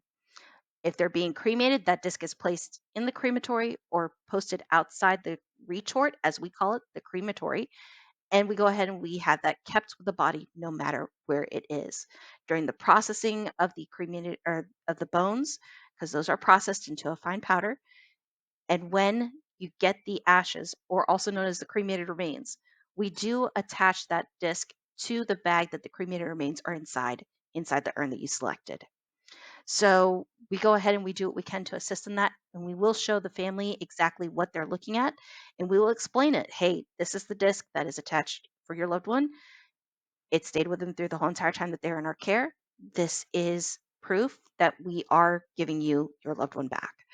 Now, as for particles during that cremation process, I will say, and this sometimes may be uncomfortable for people to know, but it's not always 100%. Thing is that the inside of the retort or the crematory is a concrete interior that is lined or sealed, and we try to do what we can to make sure that we get everything. But as the process is going for the cremation, there are flames that are being used. So air is being circulated through there. So sometimes the particles of the cremation are all over inside. Not saying that, that your loved one's getting, blown everywhere. That's not the case. But we do what we can to get as much as we can every time. Right. And the main thing I'm going to say here is your ashes. There's no real biological matter that is recognizable as any other person.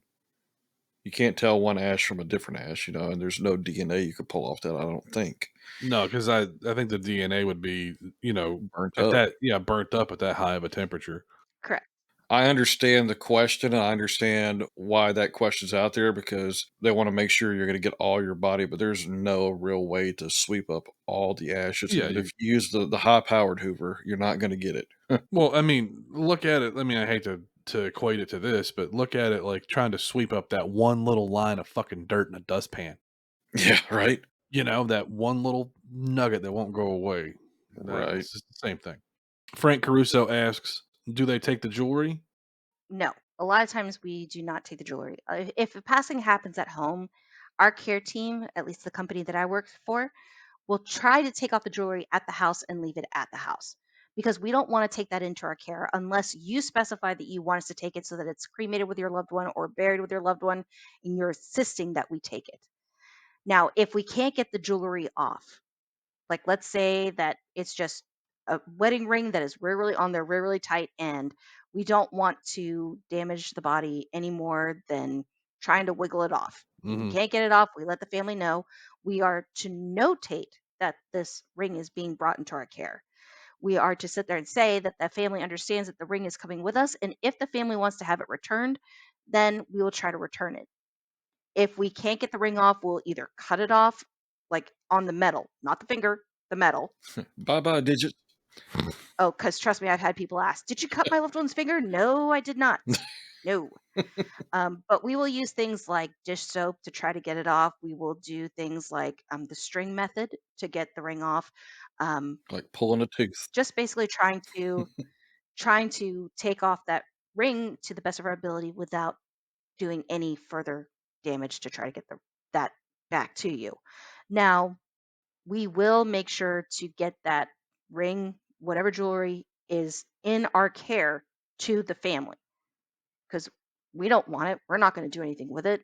I sure as heck don't want that ring. I mean, it's just no. Now, are there bad people who have done it before? Sure. Like I said, there's dirt in every industry. Hmm. And I mean, we try to do the best that we can to make sure that that doesn't happen. I mean, are there instances where somebody had an earring and it came off during transportation and it fell behind them? Sure. I mean, we'll go ahead and we'll double check and make sure that if there is jewelry on them, we always double check to make sure whether it's there or not. We've had family members who said, "Hey, look, I know my mom left with an earring or with earrings. Please double check and make sure that it's there, it's not there because hey, we're human. We'll always double check. If you ask us to, we'll double check." There you go. All right. This one right here kind of seems like more of a spicier question, but we'll power through it. Julie McCannon asks, I used to work a lot around funeral homes, mostly Granite in Georgia. There's no way to advertise for a funeral home. There's definitely no buy one, get one free. Why is it appropriate to take a family's money and savings for a proper burial? I would say for that right there, we've already answered that question.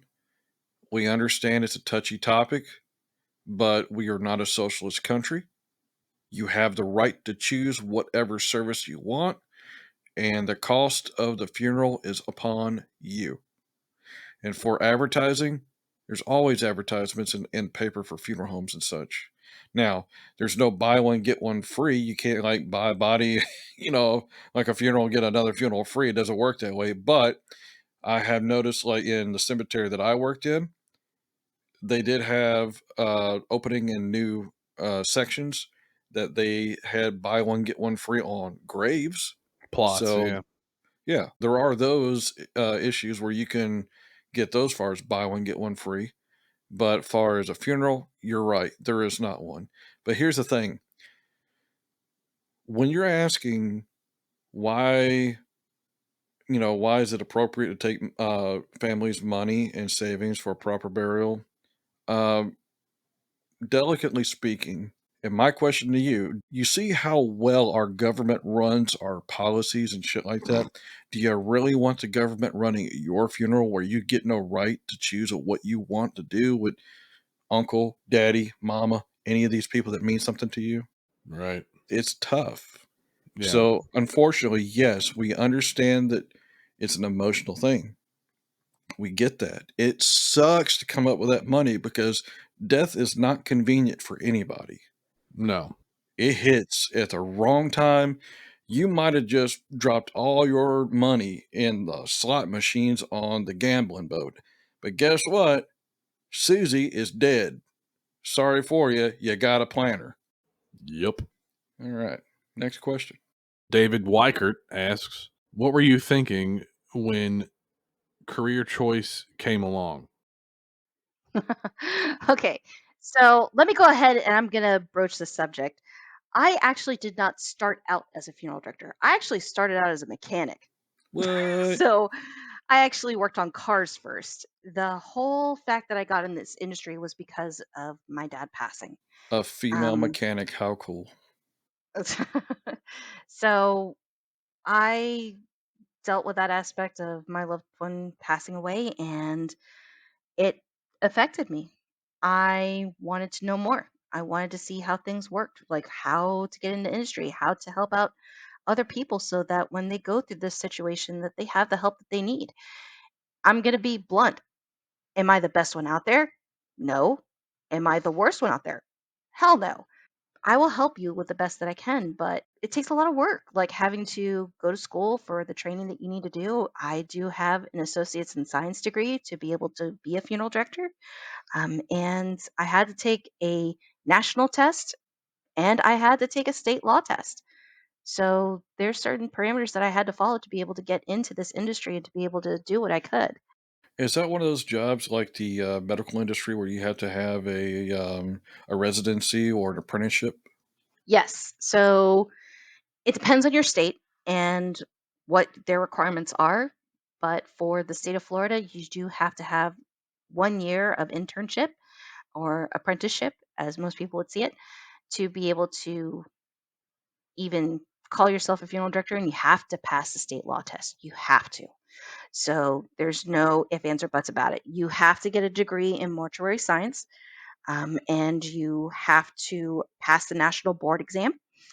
And from there, you go to the state that you want to work in, serve your apprenticeship, pass the state law test, and find a company that wants to hire you. Most of the time, the company that you apprentice for will hire you most of the time. I will say most. There have been instances where some of my friends did not.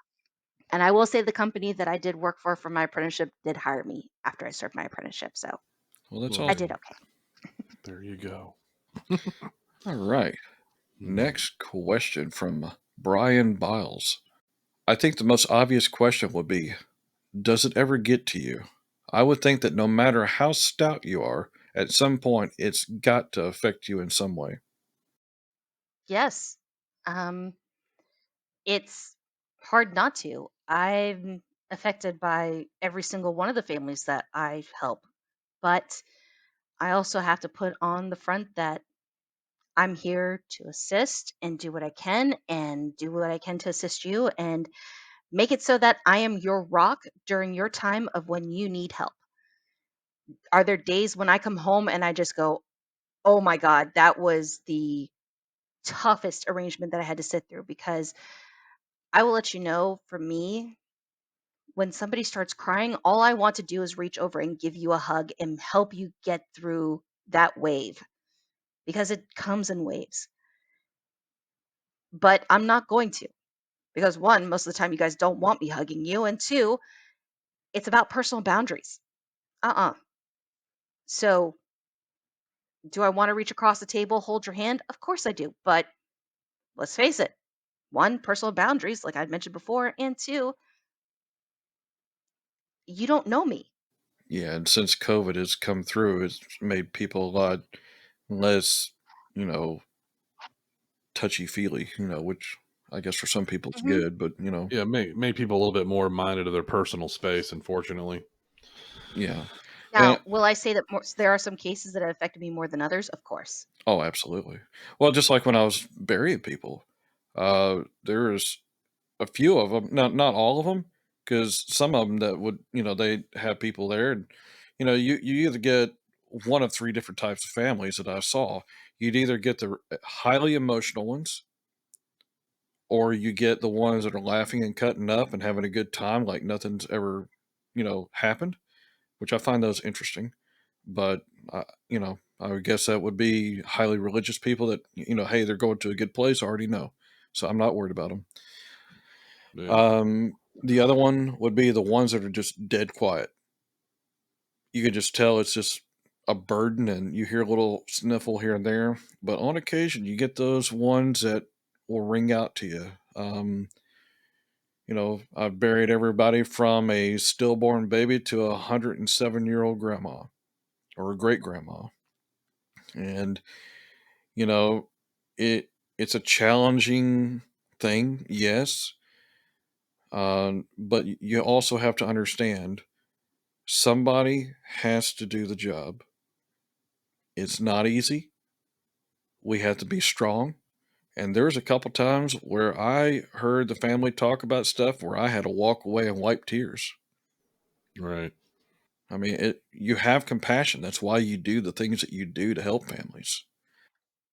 And as a funeral director, I can't sit there and cry in front of you all. You don't No, need that from me.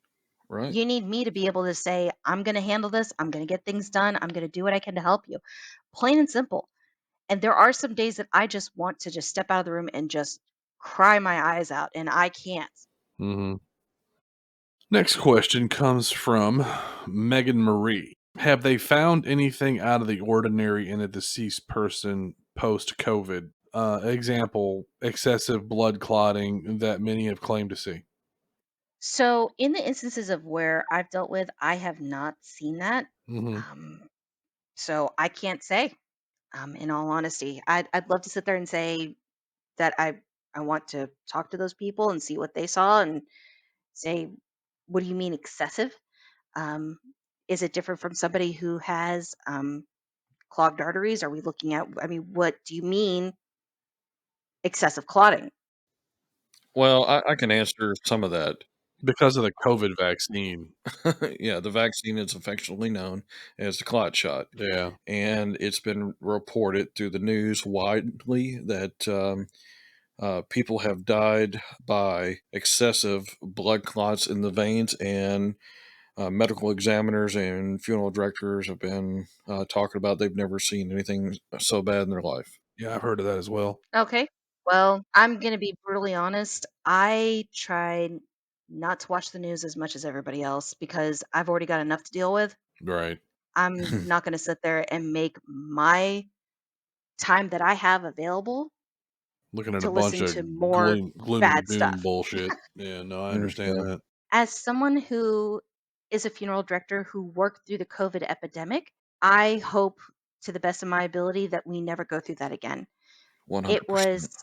something that was just awful, and it was hard telling families, "No, you can't have a service for your loved one because we are limited on how many people we can have in the building, period." Mhm. Like, And that it was was not something awful. that the funeral director said. That was the company you work for set that standard, It was right? this it was the CDC and the government flat out Oh, told us, "No." Like, just to help cut down on any sort of spreading of the disease, spreading of the virus, we were told, "No." I learned So something. it wasn't just us. We were told no. All Right. right. So you have to follow what You gotta you know. follow the guidelines, unfortunately. Mhm. We can say, we have our opinions on the COVID vaccine that we're gonna get to in a different episode, but yeah. Next question comes from Moonflower. God, I hope that's her real name. That'd be awesome. She sounds gothic as hell. Or or she's a hippie. One or the other. Reach out to us and let us know, okay? Yeah, please, if that's your real name. Anyways, have you ever had a creepy funeral that gave you nightmares? Oh, okay. So I wouldn't say that it was a creepy funeral that gave me nightmares. And I wouldn't say so much that it was nightmares, just kind of more of a PTSD situation. Mhm. I don't consider the instance that it was a nightmare. It was just a super emotional and tragic situation Mhm. that it affected me greatly. And even to this day, I still have moments where I think about that family every day, and I hope that they're making it through the best of their abilities. Um, there's a lot of cases where there's just nothing that you can do, and you want to help out with whatever you can and the best that you can. And unfortunately, some circumstances don't allow for what the family wants, and you just want to do what you can, and it's just not possible. Right. All right. So Joe Gray asked, uh, this is more of a person wanting to get in, you know, getting some fear out. Okay. So Joe Gray asks, how do you make sure a person is dead? I have a fear that I'll be cremated before I'm really dead. Laughing out loud. I know it's irrational, but it is a burning after all. Okay. So, as we had mentioned before, this is something that we had touched on before already. Yes. We do not pronounce you. So, when you are brought into our care, you have been with us for several hours, several days, and especially if it's a cremation in the state of Florida, it's been several days. So, we're not cremating you with the first 48 hours. We are making sure that you are passed and that we have all the permissions in place to be able to say that we can move forward with a cremation. So, I don't see that happening. Yeah. Yeah, I think Right. there's a lot of safeguards in place. I mean, I think I understand where this is coming from because there have been people who have, you know, waken up when they were pronounced dead. And that's probably because they had a pacemaker on and they woke up inside the body bag. And yeah, that's some scary shit. And I couldn't imagine that. But Yeah, absolutely. yeah, plus, they're in the freezer. So it's a little cold in there. So it's going to preserve the body and like keep the old brain from rotting so quickly. But Yeah, Hmm. that right there would be scary. I can imagine, but yes, I am pretty sure there are tons of safeguards, and you're not going to have to worry about that. Exactly. Jersey Thompson asks a couple of questions. How does one become a funeral director and or mortician? And how would one go about fixing a death certificate that is incorrect? Okay. So, first off, in regards to becoming a funeral director, you have to find a school that is actually accredited to be able to go after the mortuary science degree. In most states, they're requiring you to be dual licensed, and dual license means that you are a funeral director and embalmer. So, funeral directing is the portion where you sit down with the family, you plan out and organize what you want to have for your services. Your embalmer is the one that actually does the embalming, the dressing, the casketing, the placing of the body into the casket. That's what casketing is. Hmm. So that way you're prepared to have your services and all that kind of stuff. Doing the makeup, all that is done by the embalmer. There you go. Okay. What is the difference between an embalmer and a mortician? Honestly, your mortician and embalmer, it's just different terminology. So that's all it is.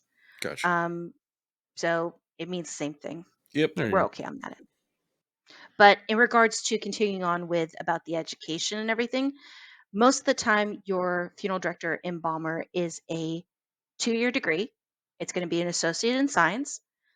To get that degree, most of the schools require that you pass the national board exam, which you have to take.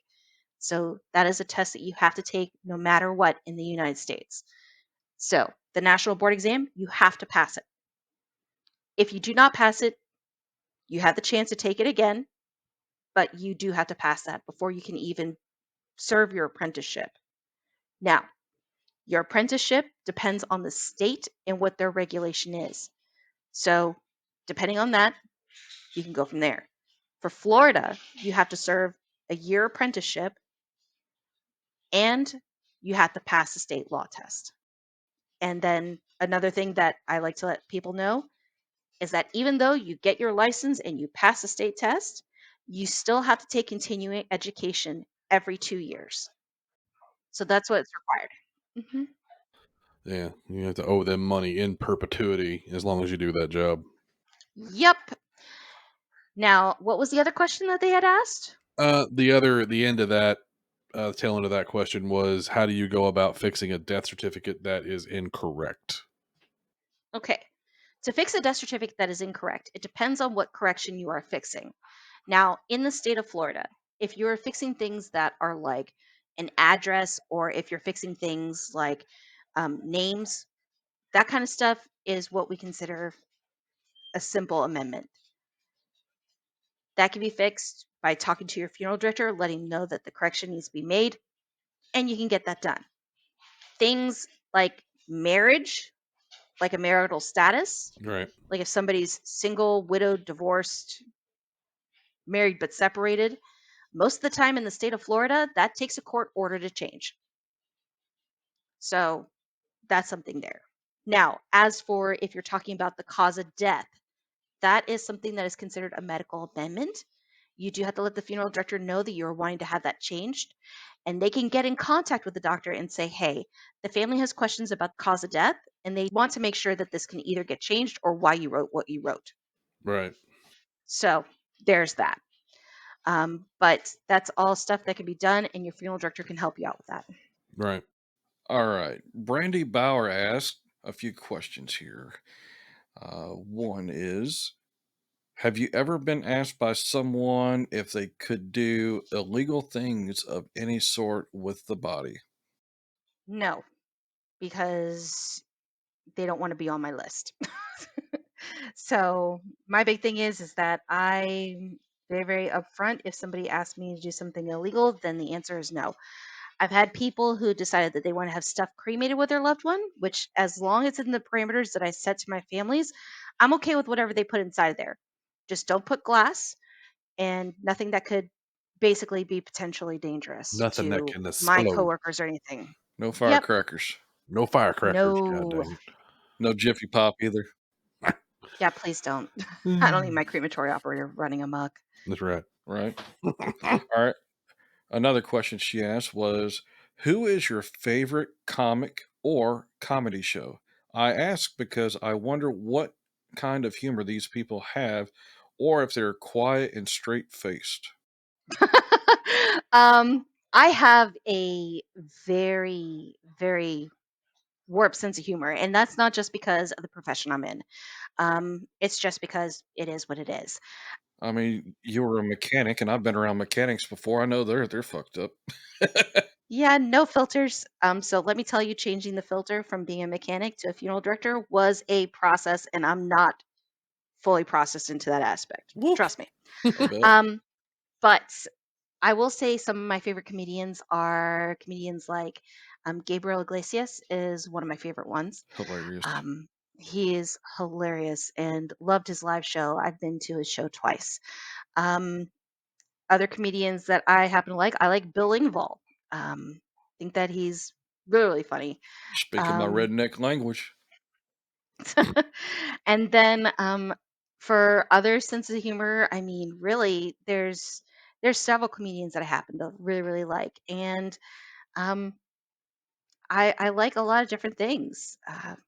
And I'm But sure after dealing with a whole bunch of people getting all up in your shit and like pointing the finger at you, saying that you're charging them out the ass for a service or crying, you want to have some free time that's fun time. Yeah, you gotta yes, you gotta let that you gotta release that pressure valve, or you're gonna go Pop. bananas. and the thing is like for that kind of aspect, there are times where turning off so that I can switch back to just being Sarah is really, really tough because I'm constantly thinking about my families. I want to make sure that I'm doing the best that I can for them. And as a funeral director, most of the time, your time is your family's time because they're going to contact you any way that they can if they have questions. And we want to help you. So having that shutdown time of actually shutting down is something that we have to do and we have to contend with. And there are times where it's the weekend and I'm not going to be able to answer your questions right away. So know that I'll get to you as soon as I can, but I need a break as well. Are you telling me that you have a life outside of work? How dare you, madam, think you cannot work all the time. I will be brutally honest, it is minimal at best, but I do what I can to try to kind of take care of myself if I can. That's right. A couple more questions from her. Do you Mhm. joke around at work? Of course, I mean when there isn't an outsider around.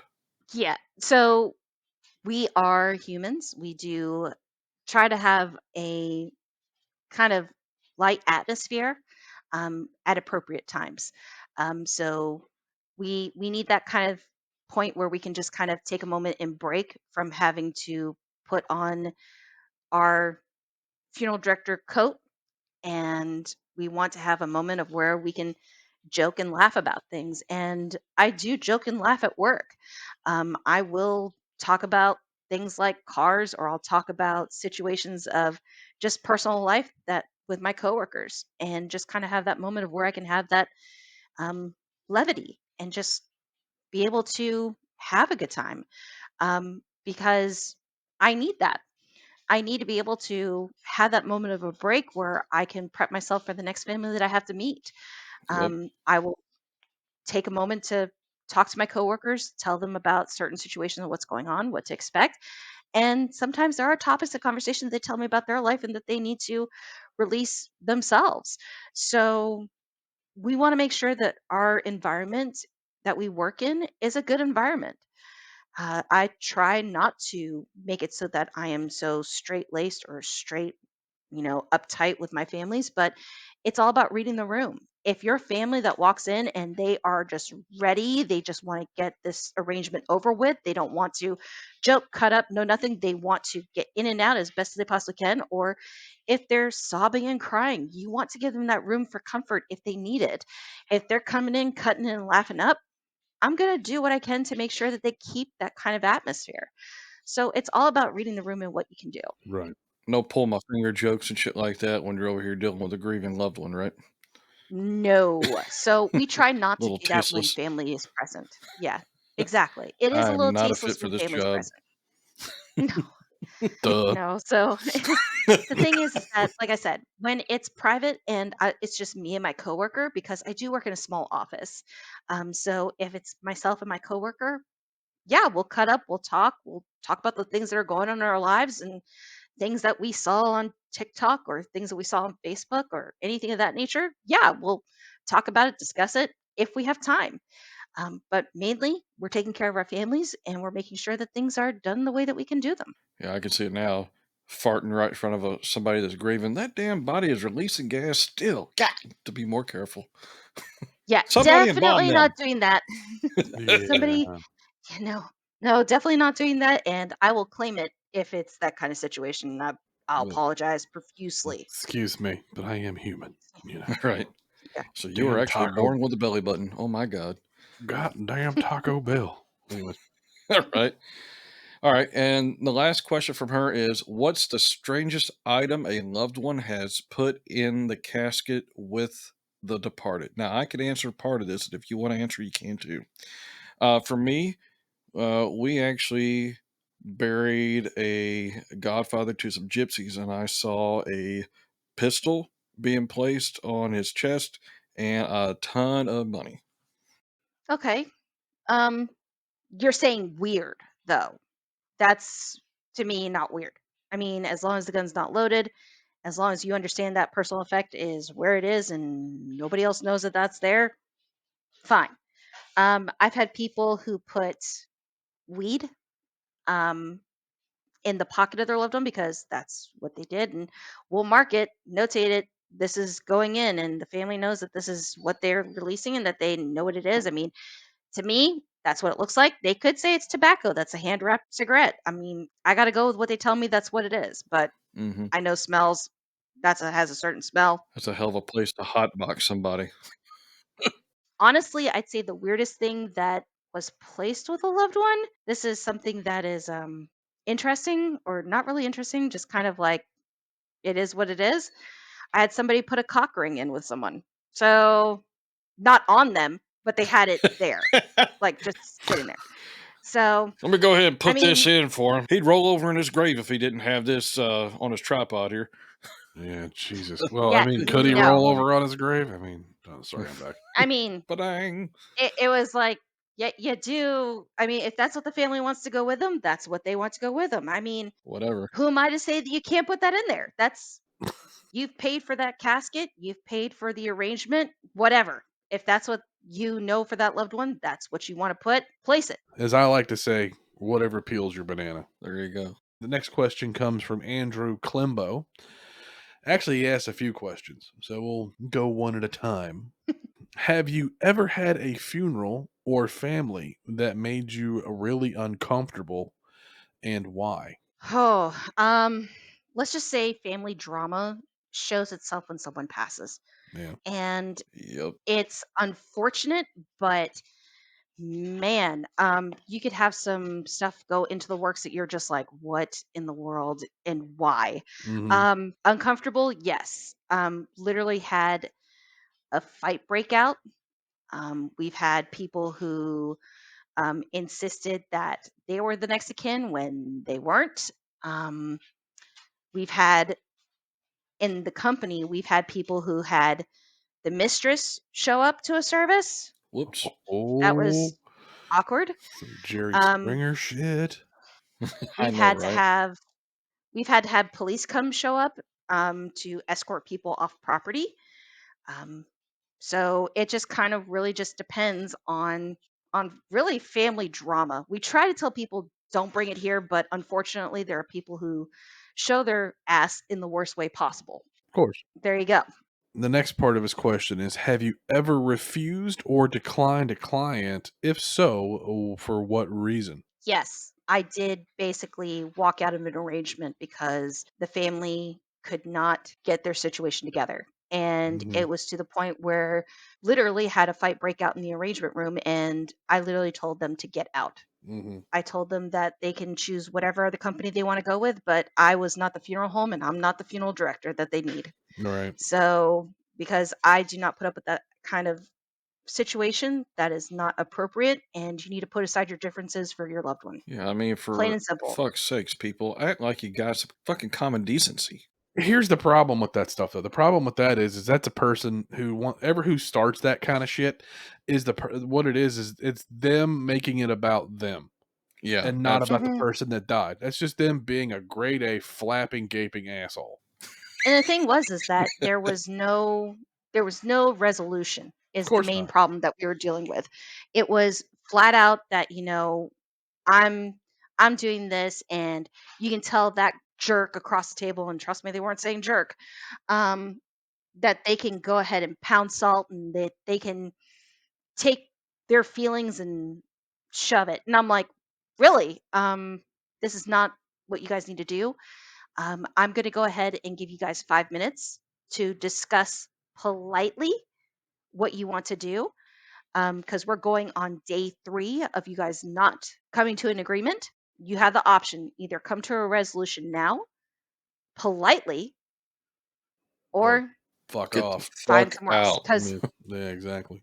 the thing is that if you have family members that do not agree on what they want to have done, it will take a court order. Hmm. Because if you have, like for instance, in the state of Florida, if you have more than one child and you don't have prearrangements, your spouse has passed away, the adult children have the right to decide what the arrangements are going to be. Right. Now, let's say that you have 4 kids, you have 3 that want cremation, and then you have 1 that wants burial.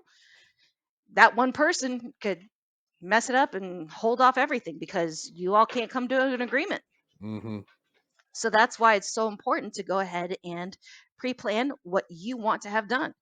Yeah. Still, Mr. Andrews' question: since this is your chosen profession, what do you want your own funeral to be like?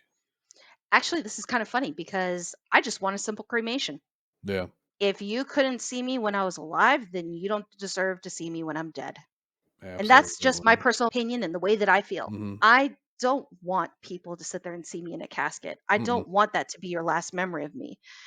Remember the times that we went out to go get a beer, or remember the times that we went out for a long drive, or remember the times that we went out to the movies. By all means, remember those instances. Right. I don't need you crying over me. I don't want you to. Yeah. But that's just my personal opinion. I mean, there are some funeral directors that I know that want a full service. They want the burial, they want to be placed in ground. But that's the thing. You have the option to choose. Personal opinion, that's not what I want. So that's just the way I feel. Cool. And it says, since you are surrounded with death every day, do you fear it or just come to accept it as part of the process? I think with the 1-to-1 ratio, we know the answer to that question. But go ahead.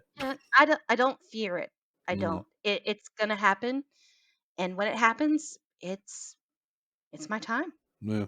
Do I want it to happen later in life? Yes. Um, if it happens sooner, then either it was my own idiocy, or 2, it was just my time. So to continue the question, what is one taboo you never break as a funeral director? Oh, that's a good question. Yeah. Wow, there's just so many that are running through my head that I don't want to break. I never want to disrespect the decedent. Mm-hmm. And what I mean by that is that I don't want any sort of what I consider mutilation Mm-hmm. to happen.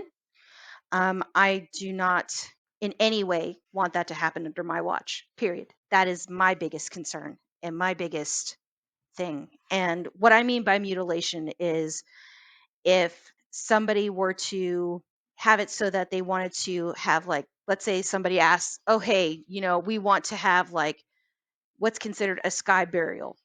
To me, that is mutilation of a body. And what a sky burial is where you basically leave out your loved one for the birds to come get. To me, that is not something that I'm okay with. That's not even legal in the United States, is it? That sounds like a biohazard. It's not legal in the US. Now, there are some countries that still do it, but no, not in the US. It can't happen. So, no. I can just see it now. Um, You're over here out at the barbecue with your family, and next thing you know, a finger falls on your grill. What the fuck? and that's the thing is, like, there are some people who still ask and inquire about it, and the answer is no. We do not do that in the US, and I will never do it. Was it part of an old faith? Yes. Not something that I'm okay with. So, Right. And granted, where that is available, that's their religion, that's what they believe in. That's totally up to the religion or the people who are doing it, and to each their own. But if you definitely want that, you'll have to search for a location out of the country where that takes place. Yep. so that is my biggest thing, is that I worry about those kinds of things. And things like people who just want to do bad things to a body. I can't. Like, the whole fact of necrophilia being brought up earlier was just something that was like Blech. really, really like disturbing. And the thing is, you hear cases about it, but the answer is no, Right. no, not Oh, okay. yeah, no. I mean, and So, then, like, if somebody were to come to, this is just me talking here, but if someone comes to you, just hand them a card for a fucking therapist. Go seek help, you little freak. Yeah, I But mean, like so we had an episode where we were talking about serial killers, and a couple of the serial killers were actually known to be necrophiliacs. I mean, these people were disgusting. yeah, But ugh, I mean, anybody who think that, just go ahead, check yourself out, please. yeah, right into the mental Yeah, ward. So absolutely. to round out Andrew's question, it says if you could give some practical advice to someone coming into the profession, what would it be, and what's the most important thing to avoid? the most important thing to avoid is thinking that you're going to come into this business making a lot of money. Mm-hmm. Unless you are the owner of the company, that is not something that you can expect. It's a big misrepresentation, and your job does not end at 5 o'clock. Right. As a funeral director, I have to take what we call on call, which is basically I'm available for anything that happens overnight during the shift. That is my shift. Mm-hmm. So if somebody were to call and say that they have a question about a death certificate, or something was in place for a death certificate, that is something that I have to sit there and basically call that family back, even if it's 2 in the morning, to basically explain that whether their death certificates are ready or not. When you're on call, that is your life. Mm-hmm. And it depends on the company what you work for, what their schedule is for being on call. I've had companies that were like, hey, you're on call for the next 2 weeks. Guess what? That's weekends included. Be prepared. Mm-hmm. There are some companies that are like, hey, you know what? We're going to do it this many days throughout the week. You take these days, or you take one day. It just really just depends on the company. Right. All right. Talking about going out on a high note, that's going to be the end of the questions. I would like to thank our guest, Sarah, so very much for your time and your patience with our dumbasses. Yep. And I appreciate you taking all the questions from our viewers. Thank you so very much. Yeah, really appreciate it. Of course. Well, I'm glad I could help, and I know I answered a few questions, and I hope I answered them to the best of what people are expecting. This is my first time doing a podcast, so here's to hoping that everything works out well. Don't worry, it's ours too. Anyways, So, how can you find us, buddy? Spotify, YouTube, Rumble, Facebook, X, formerly Twitter, Truth Social, RSS, Amazon Music, Apple Podcast, and iHeartRadio. Thank you so much for listening. And as always, follow the questions. Find the truth.